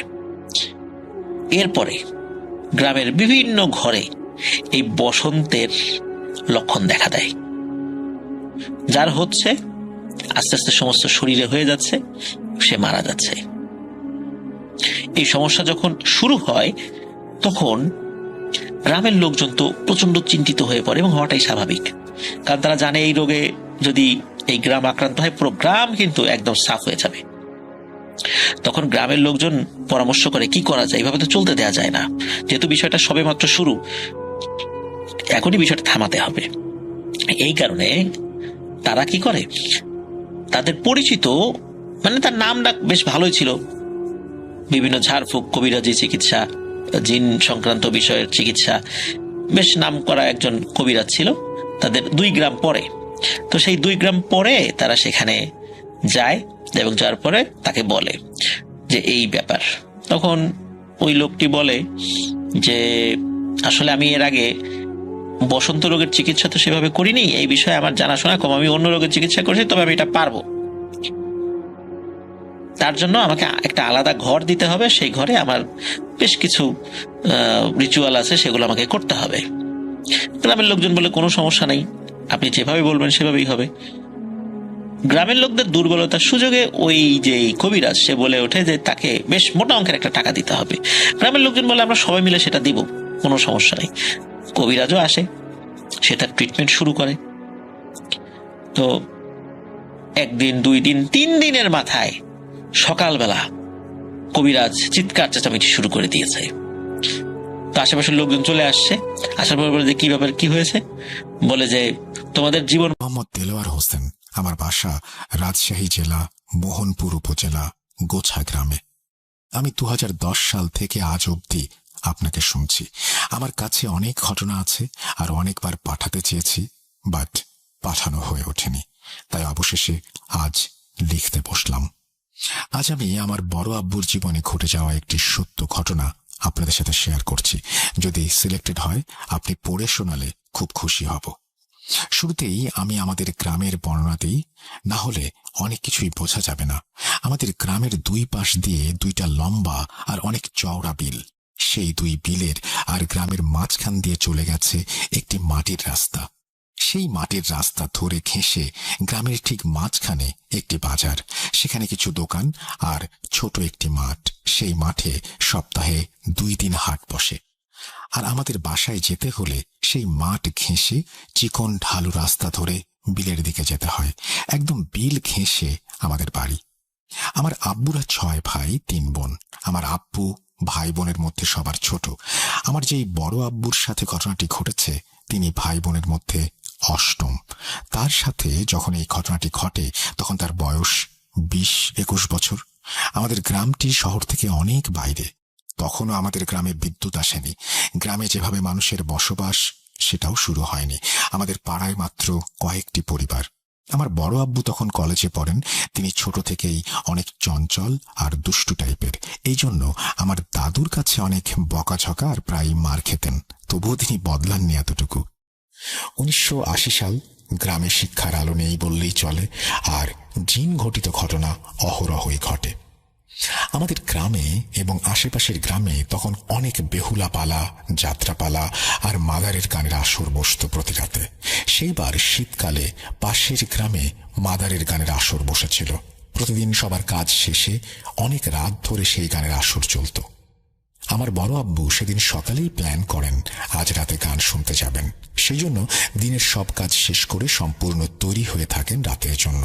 আমার দাদু জানলে তাকে যেতে দেবেন না এবং অনেক মারবেন। তাই ভয়ে তিনি আমার দাদিকে জানান আজ গান শুনতে যাবেন, যেন কেউ জানতে না পারে, এবং তার রাতের খাবার যেন তার রুমে ঢেকে রাখা হয়। আর অনেক রাতে তিনি ডাকলে যেন দরজা খুলে দেয়া হয়, যাতে আমার দাদু কিছু টের না পান। ব্যাস, তিনি আমার দাদিকে সব বুঝিয়ে দিয়ে একাই বের হয়ে পড়লেন গান শুনতে। তখন গ্রামে কাঁচা রাস্তা দিয়ে সবাই চলাচল করতেন, আর যেহেতু রাতে বের হয়েছিলেন, এত রাতে তিনি কোনো ভ্যান পেলেন না। তাই তিনি সিদ্ধান্ত নিলেন হেঁটেই যাবেন। তিনি প্রায় 1 ঘন্টা হেঁটে সেই গানের আসরে উপস্থিত হন। তিনি কোনো সমস্যা ছাড়াই সেখানে যান, আর তার কাছে কোনো কিছুই অ্যাবনর্মাল মনে হয়নি। গান শেষ হতে হতে রাত 2টা। তিনি গানের আসর শেষ হলে বাসায় আসার জন্য হাঁটা শুরু করলেন। তিনি ভেবেছিলেন যাওয়ার সময় হয়তো গ্রামে কারো না কারো দেখা পাবেন, কিন্তু তিনি অনেক খুঁজেও কাউকে না পেয়ে একাই হাঁটা শুরু করলেন। কিন্তু এবার আসার সময় কেমন যেন তার ভয় ভয় লাগছিল, গা ভারী হয়ে আসছিল। তাও তিনি সাহস রেখে হাঁটা শুরু করলেন। রাত তখন 3টা। চারিদিকে ধুধু অন্ধকার, আর ঝিঁঝি পোকার ডাক, শিয়াল কুকুরের ডাক। রাস্তার ধারে তেমন কোনো বাড়ি নেই। এভাবে কিছুক্ষণ হাঁটার পর তিনি আমাদের গ্রামের সেই বাজারের একদম কাছে চলে আসলেন। তিনি বাসায় আসার জন্য সেই মাঠের কিনারা দিয়ে ঢালু রাস্তায় পা বাড়াতেই হঠাৎ খেয়াল করলেন এতক্ষণ তিনি যে এই খুটখুটে অন্ধকারে হাঁটছিলেন, হঠাৎ যেন সেই গা ছমছম করা অন্ধকার নেই। মনে হচ্ছে ভরা পূর্ণিমার আলোতে সব যেন ঝকঝক করছে। তিনি ভাবলেন, তাহলে কি সকাল হয়ে গেছে? কিন্তু এত দ্রুত কিভাবে অন্ধকার থেকে সকাল হবে? তিনি তখনও কোনো ভয় বা ভয়ের মতো কিছু টের পাননি। হঠাৎ তিনি একটু দূরে কিছু একটা মুভমেন্ট ফিল করলেন, যেন অনেক মানুষ এক জায়গায় জড়ো হয়ে কিছু করছে, আর সেখানে যেন অনেক আলোতে ভরা, যেন অনেকগুলো সাদা ধপধপে বাল্ব একসাথে জ্বলছে। কিন্তু এটা কিভাবে সম্ভব? তখন আমাদের গ্রামে বিদ্যুৎ আসেনি, আর এত রাতে এত মানুষ কিভাবে আসবে এখানে? তাঁর অজান্তেই যেন গা ঠান্ডা হয়ে আসছিল। তিনি তাও মনের মধ্যে একটা কিউরিওসিটি থেকেই সেই মাঠের দিকে ধীরে ধীরে পা বাড়ালেন। একটু সামনে এগিয়ে যেতেই তিনি দেখলেন এখানে সাদা জুব্বা টাইপের কাপড় পরা অনেক মানুষ সারিবদ্ধভাবে দাঁড়িয়ে আছেন, আর সামনে লাশ রাখার খাটিয়ার মতো কিছু একটা আছে। তিনি ভাবলেন, এত রাতে এখানে কারা জানাজা পড়বে? আর আমাদের গ্রামে আজ কেই বা মারা গেল? কই, সন্ধ্যায় তো কারো মৃত্যু সংবাদ শুনিনি। তার মানে তখনও কোনো অ্যাবনর্মাল কিছু ফিল হয়নি। তিনি ভাবলেন, জানাজা যখন তখন দাঁড়িয়েই যাই কাতারে। এইভাবে তিনি সেই লোকদের সাথে দাঁড়াতেই হঠাৎ খেয়াল করলেন পাশের লোকটা তার দিকে বারবার তাকাচ্ছে। তিনি ভাবলেন হয়তো পরিচিত কেউ হবে, এই ভেবে তিনি তার দিকে তাকালেন। কিন্তু তিনি যা দেখলেন তা কোনোদিন কেউ দেখতে চাইবে না। তিনি দেখলেন একজন বয়স্ক লোক, তার চেহারা যেন চাঁদের আলোর মতো, ঝকঝকে দুটো চোখ। তিনি ভয়ে যেন পাথর হয়ে গেলেন। কি করবেন কিছুই মাথায় আসছিল না, যেন পুরো শরীর শক্ত হয়ে গেছে। তার মুখ দিয়ে কোনো কথাও বেরোচ্ছিল না। হঠাৎ বড় আব্বু লক্ষ্য করলেন সেই লোকটা তাকে হাতের ইশারায় বাড়ির রাস্তা দেখাচ্ছেন, যেন বলতে চাচ্ছেন তুমি বাসায় চলে যাও, এখানে থেকো না, এক্ষুনি যাও। হঠাৎ বড় আব্বুর পা যেন তার অজান্তেই সেই ঢালু রাস্তার দিকে অনেক জোরে জোরে চলতে শুরু করলো। তিনি দৌড়াতে শুরু করলেন। এক দৌড়ে বড় আব্বু বাসার দরজায় এসেই মা বলে চিৎকার দিয়ে অজ্ঞান হয়ে গেলেন। কিন্তু বড় আব্বু নাকি দৌড়ানোর সময় একবারও পেছনে তাকাননি। তার চিৎকার শুনে আমার দাদু দাদি সবাই অনেক দ্রুত ঘর থেকে বের হয়ে আসলেন। দরজা খুলে দেখেন বড় আব্বু অজ্ঞান হয়ে পড়ে আছে। সবাই তাকে ধরাধরি করে রুমে নিয়ে গেলেন। সেদিন রাতে তার আর জ্ঞান ফেরেনি। পরদিন সকালে যখন তার জ্ঞান আসে, সবাই জিজ্ঞাসা করেন কি হয়েছিল তার সাথে। বড় আব্বু সবাইকে সবকিছু খুলে বলেন। সব শুনে আমার দাদু আব্বুকে অনেক বকাঝকা করলেন, আর আমার দাদিকেও কেন সে যেতে দিয়েছে এই নিয়ে অনেক বকলেন। তারপর আমার দাদু গ্রামের এক কবিরাজকে ডেকে আনলে সেই কবিরাজ আমার বড় আব্বুকে পানি পড়া দেন এবং একটা তাবিজ দেন। বলেন যে তার এত রাতে বাইরে যাওয়া মোটেও উচিত হয়নি। সেদিন হয়তো কোনো মুসলিম জিনের মধ্যে কেউ মারা গিয়েছিলেন, তাই তারা সেই দিন জানাজা দিয়ে সেই মৃত জিনের দাফনের ব্যবস্থা করছিলেন। তিনি আরো বললেন আমার বড় আব্বুর কপাল অনেক ভালো, তাই একজন বয়স্ক ভালো জিন তাকে বাড়ির পথ দেখিয়ে দিয়েছে, তার জীবন রক্ষা করেছে। এই ছিল ঘটনা। এটা 100% সত্য ঘটনা, আর আমার বড় আব্বু আজও বেঁচে আছেন। আমি তার কাছ থেকেই শুনেছি। ঘটনা প্রথম কোথাও শেয়ার করলাম, আর এর দায় দায়িত্ব সব আমার। যদি ভালো লাগে সিলেক্টেড হয় আমাকে জানাবেন। আমার কাছে আরো ঘটনা আছে, সময় করে পাঠিয়ে দেব ইনশাল্লাহ। থ্যাংক ইউ ভেরি মাচ আপনার ঘটনার জন্য এবং আমাদেরকে ঘটনা শেয়ার করার জন্য। আশা করছি এই ঘটনাটি আপনাদেরও ভালো লেগেছে। আমরা চলে যাব আমাদের পরবর্তী ঘটনায়। আসসালামু আলাইকুম রাসেল ভাই, প্রিয় শ্রোতা বন্ধুরা, আশা করি ভালো আছেন, ভালোর দলে আছেন। আমি আহমেদ রোহান, আছি যশোর থেকে। আমি প্রথমেই রাসেল ভাইকে অসংখ্য ধন্যবাদ জানাই, কারণ গত 129তম এপিসোডে আমার একটা স্টোরি সুন্দরভাবে লিসেনারদের পড়ে শোনানোর জন্য।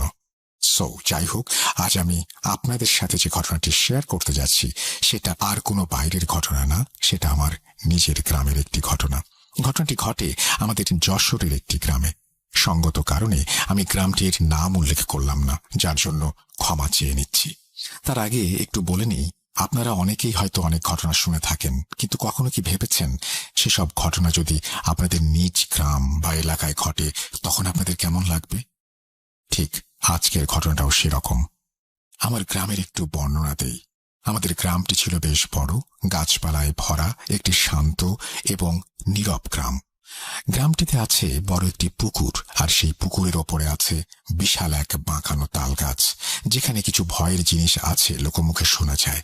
আর সেই পুকুরের পাশ দিয়ে চলে গেছে লোকজনের চলাচলের প্রশস্ত রাস্তা, আর সোজা রাস্তা দিয়ে গিয়ে পুকুরের কিছু দূরেই আছে বাঁশঝাড়ে ঘেরা একটি বিশাল পারিবারিক গ্রাম্য কবরস্থান, যেখানে দিনের বেলা গেলেও গা ছমছম করে। আর তার পাশ দিয়ে চলে গেছে বড় ফাঁকা একটি মরা বিল, যাকে বলা হয় হুগলাকুড়ি। এই সব মিলিয়েই তৈরি করেছে একটা ভয়ঙ্কর গ্রাম। এবার মূল ঘটনায় আসা যাক।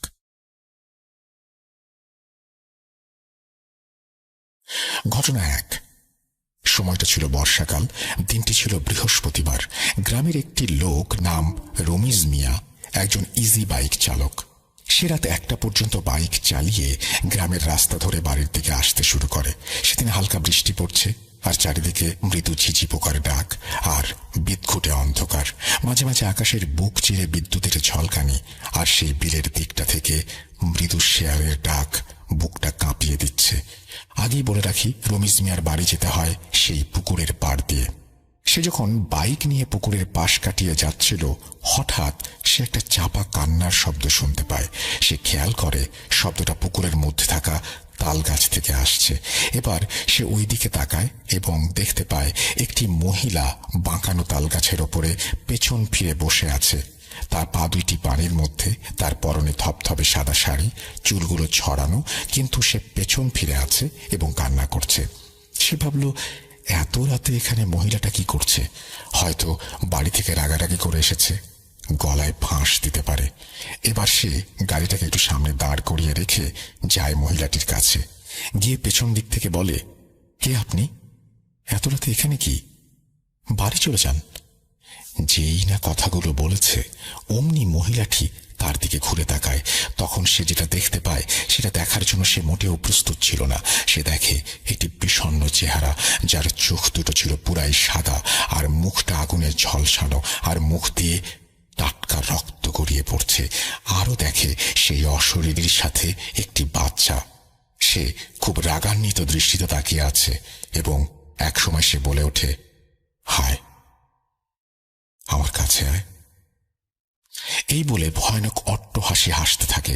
এটা দেখে সে প্রচন্ড ভয় পেয়ে চিৎকার করতে করতে বাড়ির দিকে দৌড় দেয়, আর বাড়ির সাথে গিয়ে জোরে একটা চিৎকার দিয়ে অজ্ঞান হয়ে যায়।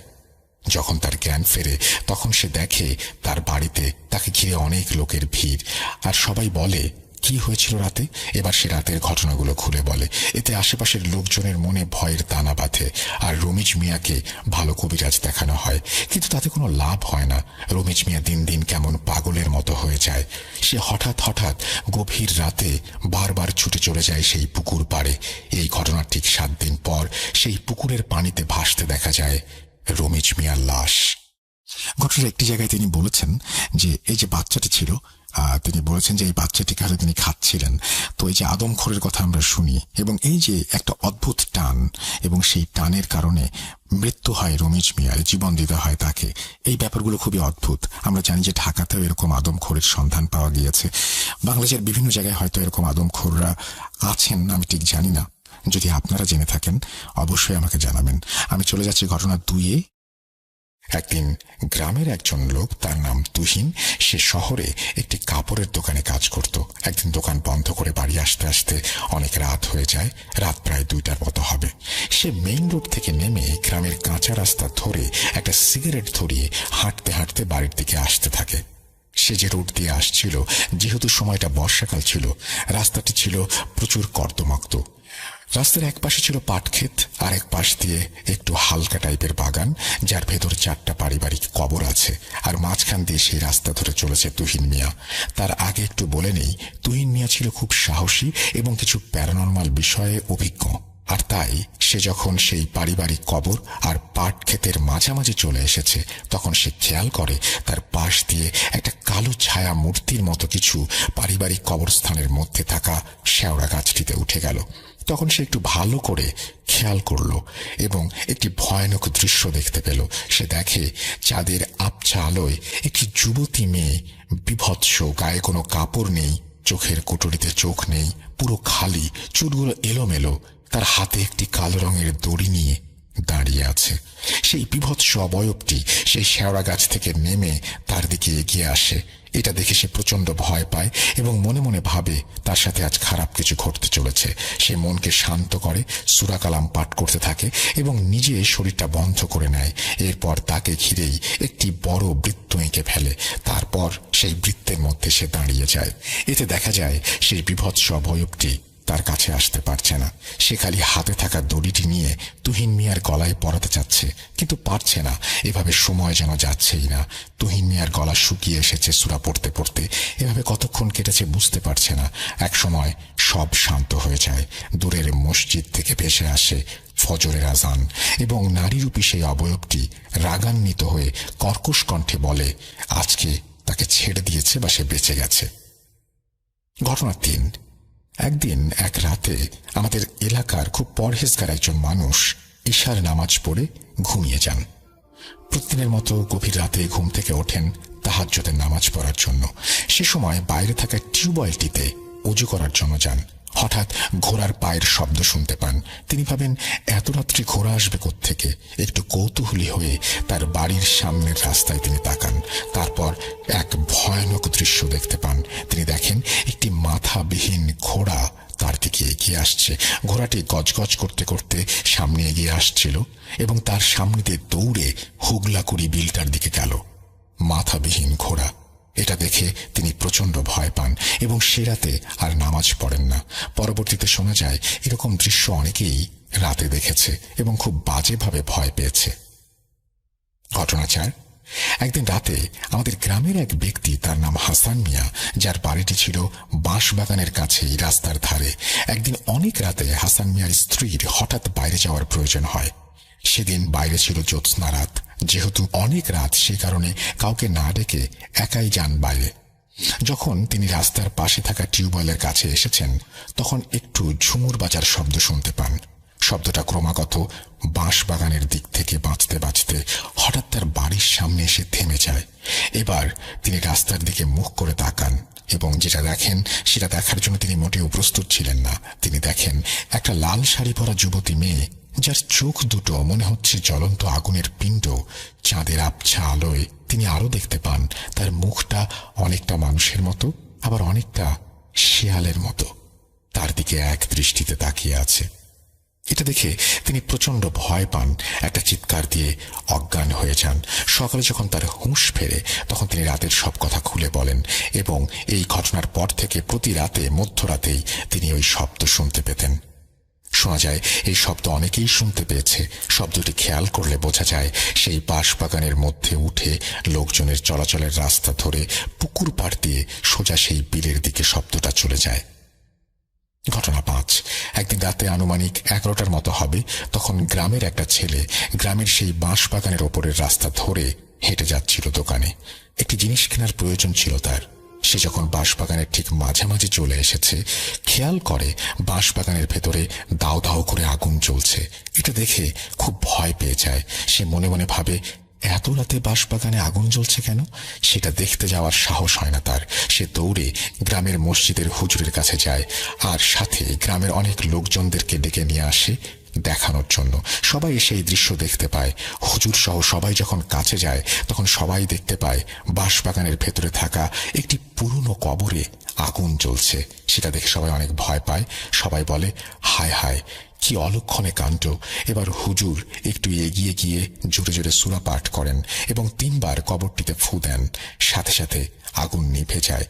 নিভে যাবার পর সবাই যখন বাড়ি ফিরে আসতে যান, তখনই সবাইকে অবাক করে দিয়ে কবরটিতে আবারও আগুন জ্বলতে শুরু করে। হুজুর সহ সকলেই অনেক ভয় পান এবং অনেকে সেখান থেকে দৌড়ে পালান। হুজুর আবার সেরকম দোয়া পড়ে ফু দেন এবং আগুন নিভে যায়। আবারও পেছনে ফিরে যাওয়ার সময় আগুন জ্বলে ওঠে। এরকম 3 বার একই ঘটনা ঘটে। শেষবার হুজুর যখন সূরা কালাম পড়ে আজান দেন, তখন আগুন নিভে যায়, আর আগুন ধরতে দেখা যায় না। সবাই তারপর সেখান থেকে চলে আসে, আর দিনের বেলাতেও কেউ ওই দিকটায় যায় না। রাসেল ভাই, এই ছিল আমাদের গ্রামে ঘটে যাওয়া কিছু বিশেষ ঘটনা। এখনো এরকম কিছু ঘটনা ঘটতে দেখা গেছে। অনেক হুজুর কবিরা জানা হয়েছে গ্রামে, কিন্তু আজ পর্যন্ত এসব ঘটনার কোনো সলিউশন পাওয়া যায়নি। জানি না আসলে ঘটনাগুলো কতটা ভয়ের, কিন্তু ঘটনাগুলো আমাদের গ্রামে ঘটে যাওয়া সমস্ত ঘটনা। ভালো লাগলে লিসেনারদের পড়ে শোনাবেন। এই বলে তিনি তার ঘটনা শেষ করেছেন। আহমেদ রোহান রেগুলার লেখেন আমাদেরকে এবং তিনি লেখেন যশোর থেকে। আপনারা যারা এতক্ষণ পর্যন্ত আমাদেরকে শুনলেন তাদেরকে অসংখ্য ধন্যবাদ। এখন আমরা এমন কিছু ঘটনায় যাব যে ঘটনাগুলো হয়তো আগেও শুনেছেন বা শুনেননি বা বারবার শুনতে চাইবেন। চলুন কথা না বাড়িয়ে সেই ঘটনাগুলোতে যাওয়া যাক।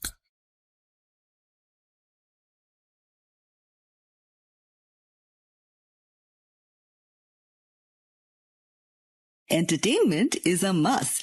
শুনুন স্বাধীন পডকাস্ট।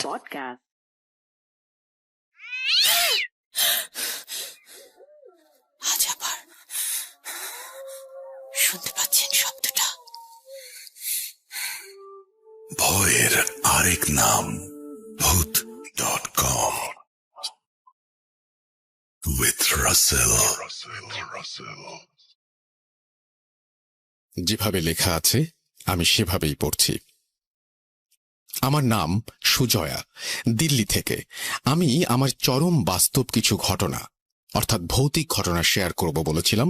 ধন্যবাদ সবাইকে আমাকে সমর্থন করার জন্য। আশা করি আপনারা এত ভৌতিক বাস্তব ঘটনা কখনো শোনেননি।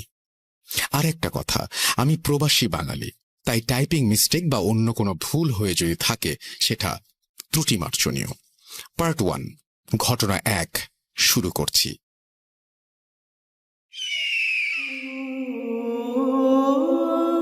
এটি আমার মায়ের জীবনের কাহিনী। আমার মায়ের বর্তমান বয়স 60। তার যখন 22 বছর বয়স, তখন মুর্শিদাবাদের একজনের সাথে পত্র মিতালি মারফত কথা হতো। তার নাম ছিল হেমন্ত।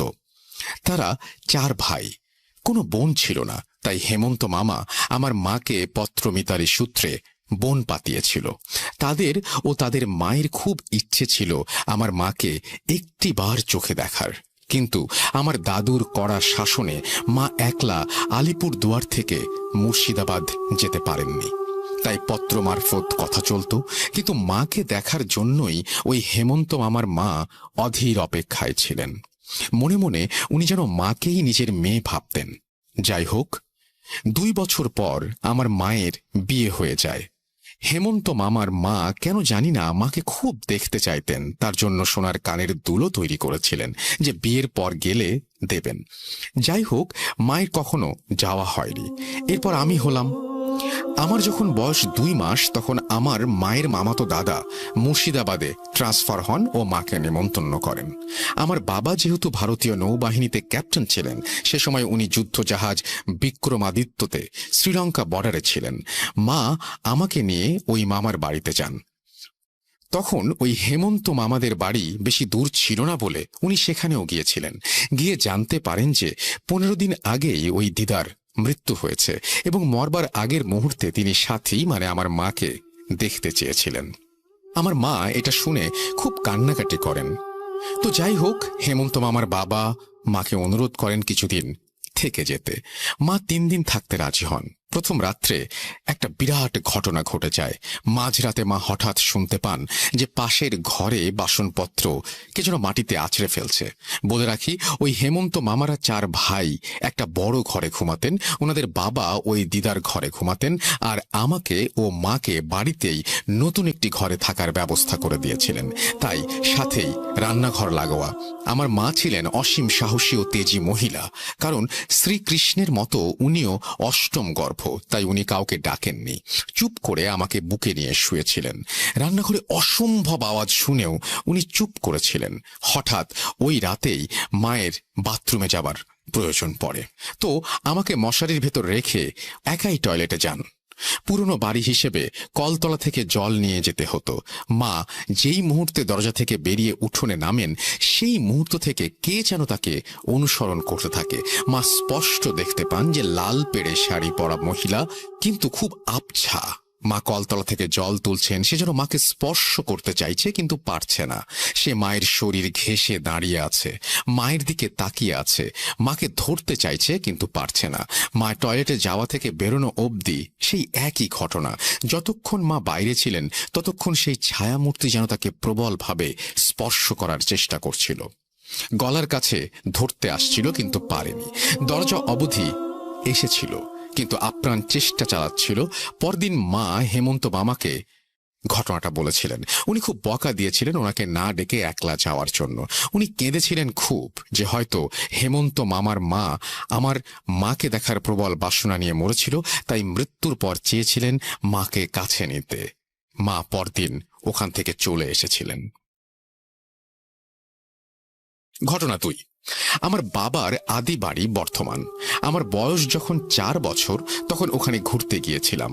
তো আমাদের বাড়ি ছিল অনেক বড় বড়, উঠোনের এপার ওপার ঘর, পিছনের খালি জমি। তবে শুনেছি ওই জমিতে নবাব আমলে অনেক শিশুদের কবর দেয়া হতো। যাই হোক, আমি আর আমার মা রাত্রে ঘুমিয়েছিলাম লাগোয়া ছোট ঘরে। আমার জন্য দুধ রাখা ছিল পাম্প স্টোভের ওপর। আমাদের এই ঘরটায় জানালা ছিল একটা, সেটা বন্ধ ছিল, আর ছিল একটা খুব ছোট ভেন্টিলেটর, যেটা দিয়ে একটা কবুতর ঠিকভাবে যেতে পারবে না। যাই হোক, রাতের বেলা আমি বাথরুমে যাব বলে মাকে ডাকি। মা উঠোনের ওপারে বাথরুমে গিয়ে আমাকে বারান্দার কোণে বসতে বলেন। ওনার পেছনটা ছিল ঘরের দিকে। হঠাৎ উনি শুনতে পান একটা ভীষণ রকমের শোঁ শোঁ আওয়াজ, যেন কেউ বিষাক্তভাবে কিছু চাটছে। মা এক মুহূর্তে ঘুরে তাকিয়ে দেখেন যে একটা ভয়ানক কালো লোমশ কেউ দাঁড়িয়ে দুধের বাটির সামনে। মা তাকাতেই সেও জ্বলন্ত আগুনের মতো লাল চোখে তাকিয়েছিল। মা আমাকে তাড়াতাড়ি কোলে নিয়ে ঘরে এক পা ফেলতেই সে সেকেন্ডেরও কম সময়ে একটা লাফ মেরে যেন উড়ে ওই ছোট্ট ভেন্টিলেটর দিয়ে বেরিয়ে গেল। মা আমাকে মশারির ভেতর ঢুকিয়ে যেই না বলছেন, তুমি ভয় পেও না, আমি ঠাকুমাকে এখনই ডেকে আসছি, অমনি ওই পেছনের জমি থেকে যেন একটা বিভৎস গলা ভেঙচি কেটে উঠেছিল, মানে বুক কাঁপানো আও আও করে ভেঙচি কাটার আওয়াজ। সেটা আমি আজ 27 বছর পরেও ভুলতে পারিনি। আমি আজও কেঁপে উঠি মনে পড়লে সেই ছায়ামূর্তি আর সেই ভেঙচির আওয়াজ। যাই হোক, আমার অসীম সাহসী মা সেই অন্ধকারে উঠোন পেরিয়ে ঠাকুমা, দাদু, কাকুদের ডেকে আনেন। আর একটা কথা, যেহেতু আমরা ওই ঘরে থাকতাম না, কোনো ঠাকুর বা পুজো পাঠ ওই ঘরে হয়নি। যাই হোক, পরদিন ভোরবেলা আমার দাদু গিয়ে এক মুসলমান বৃদ্ধকে ডেকে আনেন। উনি এসে পুরো বাড়ি ঘুরে জানান যে একটা ভয়ানক কিছু আছে। উনি ছোট একটা সাদা কাগজে আরবি বা উর্দুতে কিছু একটা লিখে কাঁঠালের আঠা দিয়ে ঘরের দুয়ারে আটকে দিয়েছিলেন। উনি কোনো টাকা নেননি এর জন্য, ওনার গুরুর মানা আছে। সেদিনের পর থেকে আর কিছু হয়নি। তারপর ঠাকুমা ওই ঘরে ঠাকুর রাখতেন। ঘটনা 3। আমি তখন আমার মায়ের গর্ভে, 7 মাস গর্ভ মায়ের। আমার বাবা যেহেতু ভারতীয় নৌবাহিনীর ক্যাপ্টেন ছিলেন, তাই বেশিরভাগ সময় তিনি যুদ্ধ জাহাজে থাকতেন। মা কোয়ার্টারে একাই থাকতেন। আমি আগেই বলেছি, আমার মা যেহেতু শ্রীকৃষ্ণের মতো 8ম গর্ভজাত, তাই উনি অসীম সাহসী, তেজি ও কিছু বিশেষ ক্ষমতার অধিকারী। তো উনি সে সময় বিশাখাপট্টনমে কোয়ার্টারে একাই ছিলেন। এই কোয়ার্টারটা একটু তাড়াহুড়ো করে নেওয়া হয়েছিল। বাবার ট্রান্সফার হয়েছিল, আর পরদিনই যুদ্ধ জাহাজ বিক্রমাদিত্যতে বাবা চলে যান মিয়ানমারের উপকূলে। মা একলা ছিলেন ওই কোয়ার্টারে। খুব গরম ওখানে।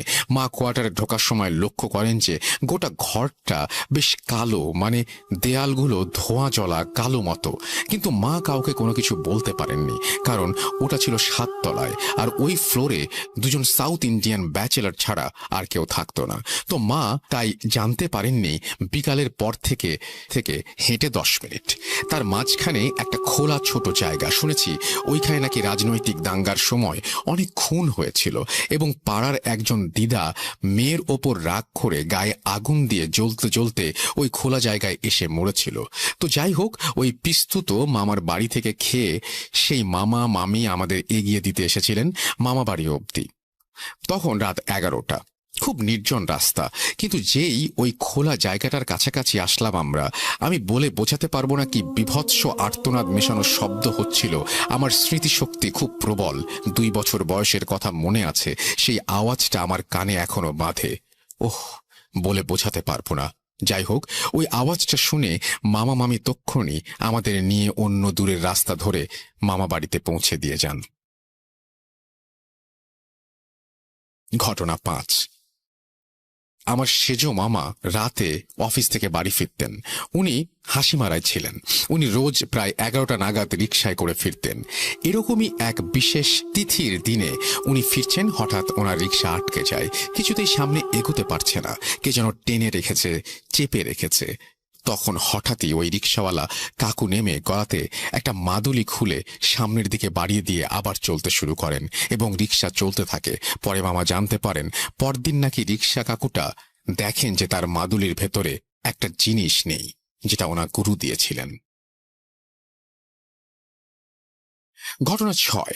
আমার মায়ের পিস্তুত এক দাদা বউ পছন্দ না হওয়াতে গায়ে আগুন দিয়েছিলেন।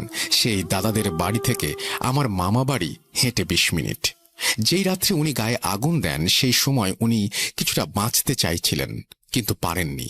সেই রাত থেকে আমার দাদু বাড়ির ছাদে ভয়ানক আওয়াজ শুরু হয়, মনে হয় ভূমিকম্প হচ্ছে।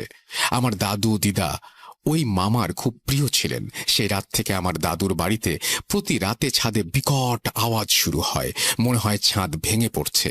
রাতে উঠোনে মনে হয় কে যেন দৌড়াচ্ছে। এভাবে 5 দিন চলার পর দাদু ওই পিসি দিদাকে ডেকে পাঠান এবং গায়ায় যান পিণ্ডি দান করতে। তখন গায়ায় মূল প্রেত গৃহে পিণ্ডিদান হতো। পিসি দিদা নাকি যখন ওই প্রেত গৃহের জানালা দিয়ে পিণ্ডিটা বাড়িয়েছিলেন, তখন একটা কালো ভয়ঙ্কর একটা আবছা হাত এসে ছুঁ মেরে পিণ্ডিটা নিয়েছিল।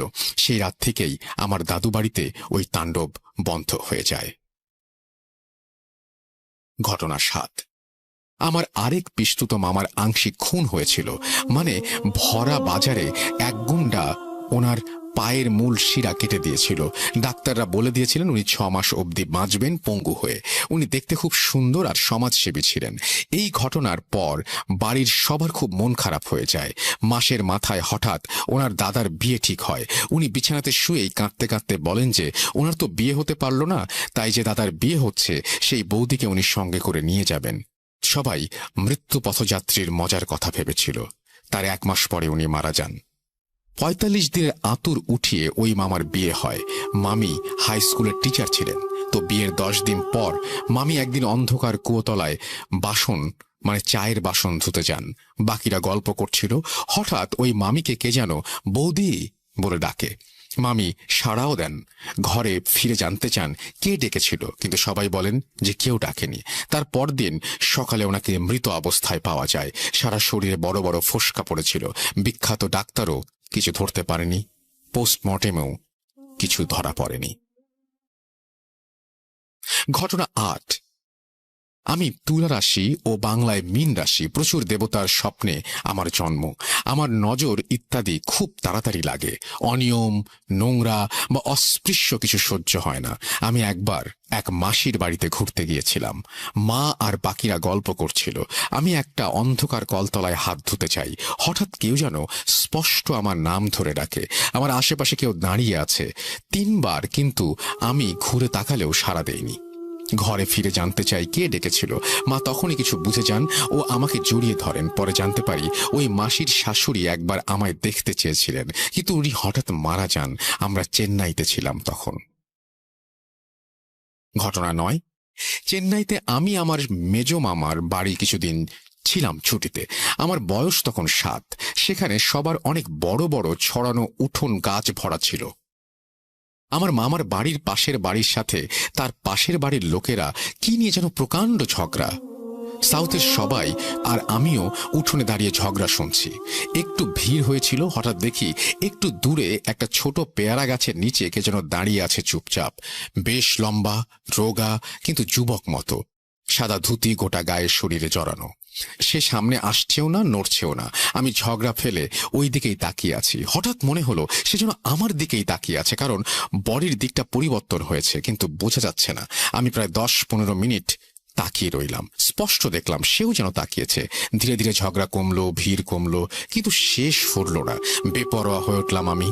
মামাদের চোখ এড়িয়ে ওদিকে এগোলাম, কিন্তু আমি যতই এগোই দেখি সে যেন অস্থির হয়ে সরে যাচ্ছে, কিন্তু ভেসে ভেসে। আমি যতই এগোই সে যেন ভয় পেয়ে ভেসে ভেসে সরে যায়। আমি গাছতলাটা ছাড়িয়ে গেলাম, দেখি সেও পেছনের একটা খোলা জমিতে সরে যাচ্ছে। আমি প্রাচীরের সামনে দাঁড়ালাম, সেও জমির অনেকটা দূরে সরল। কিন্তু মনে হলো সে অস্থির, কিছু একটা বাধা পেয়েছে। হঠাৎ পেছন থেকে মামা ডাকছে। আমি মামাকে বললাম, কিন্তু মামা বলল না কিছু, বকলো আমাকে। আমি আজও জানতে পারিনি কে বা কি ছিল সেটা। ঘটনা 9। আমি একবার বর্ধমানে আমার পৈতৃক বাড়িতে ঘুরতে গিয়েছিলাম বড় হয়ে। তখন আমার 9 বছর বয়স। এক পিসির বাড়ির পেছনের বারান্দায় দাঁড়িয়েছিলাম। আমি আসলে অন্ধকারটা একটু পছন্দ করি, এটা আমার জিনগত। যাই হোক, বারান্দায় দাঁড়িয়েছি। হঠাৎ দেখছি সামনের একটা বাগান থেকে জীবন কাকু দাঁড়িয়ে, লুঙ্গি আর পাঞ্জাবি পরা, যেটা উনি খুব পরেন। আমাকে ডাকছেন মনে হলো। আমি চোখ বন্ধ করে চোখ খুললাম, কেউ নেই। আবার 1 মুহূর্ত পরেই দেখলাম জীবন কাকুকে, কিন্তু একটু সরে গেছেন উনি সাইডে, সেই ভাবেই ডাকছেন। আমি বারান্দা থেকে নামতে যাব, মায়ের আবছা গলার আওয়াজ পেলাম। আমি পিছিয়ে এলাম, দেখলাম কেউ নেই সামনে। আমি দৌড়ে সামনের দরজা দিয়ে জীবন কাকুদের বাড়িতে গিয়ে দেখি উনি ছাত্র পড়াচ্ছেন। আমি আর ভাবতে পারিনি। আমি আজও জানি না কি হয়েছিল ওটা। ঘটনা 10। আমি আর আমার মা দিল্লির কোর্টে একটা কাজে গিয়েছিলাম। তখন ছুটি চলছিল। মনেই ছিল না। কিছু অ্যাডভোকেট তাদের চেম্বার খুলতেন, তো আমরা আলোচনার জন্য একজনকে জিজ্ঞেস করি। উনি একটু দূরে ছিলেন, অপেক্ষা করতে বললেন। আমরা 5 তলায় দাঁড়িয়ে আছি, অনেক বন্ধ চেম্বার ওখানে। আমরা একটা বন্ধ চেম্বারের সামনে দাঁড়িয়েছি, নির্জন, লোক প্রায় নেই। হঠাৎ আমি দেখছি সামনের বন্ধ চেম্বারের দরজাটা যেন ভয়ানকভাবে কেউ ভেতর থেকে টানছে, ধাক্কাচ্ছে। বাইরের দরজাটা ভীষণ নড়ছে।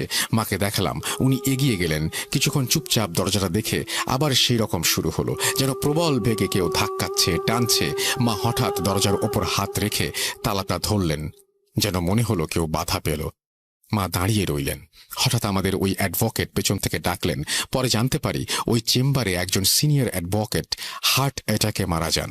উনি ভেতরে কাজ করছিলেন, ওনার একজন ক্লায়েন্ট ওনাকে মৃত অবস্থায় পান।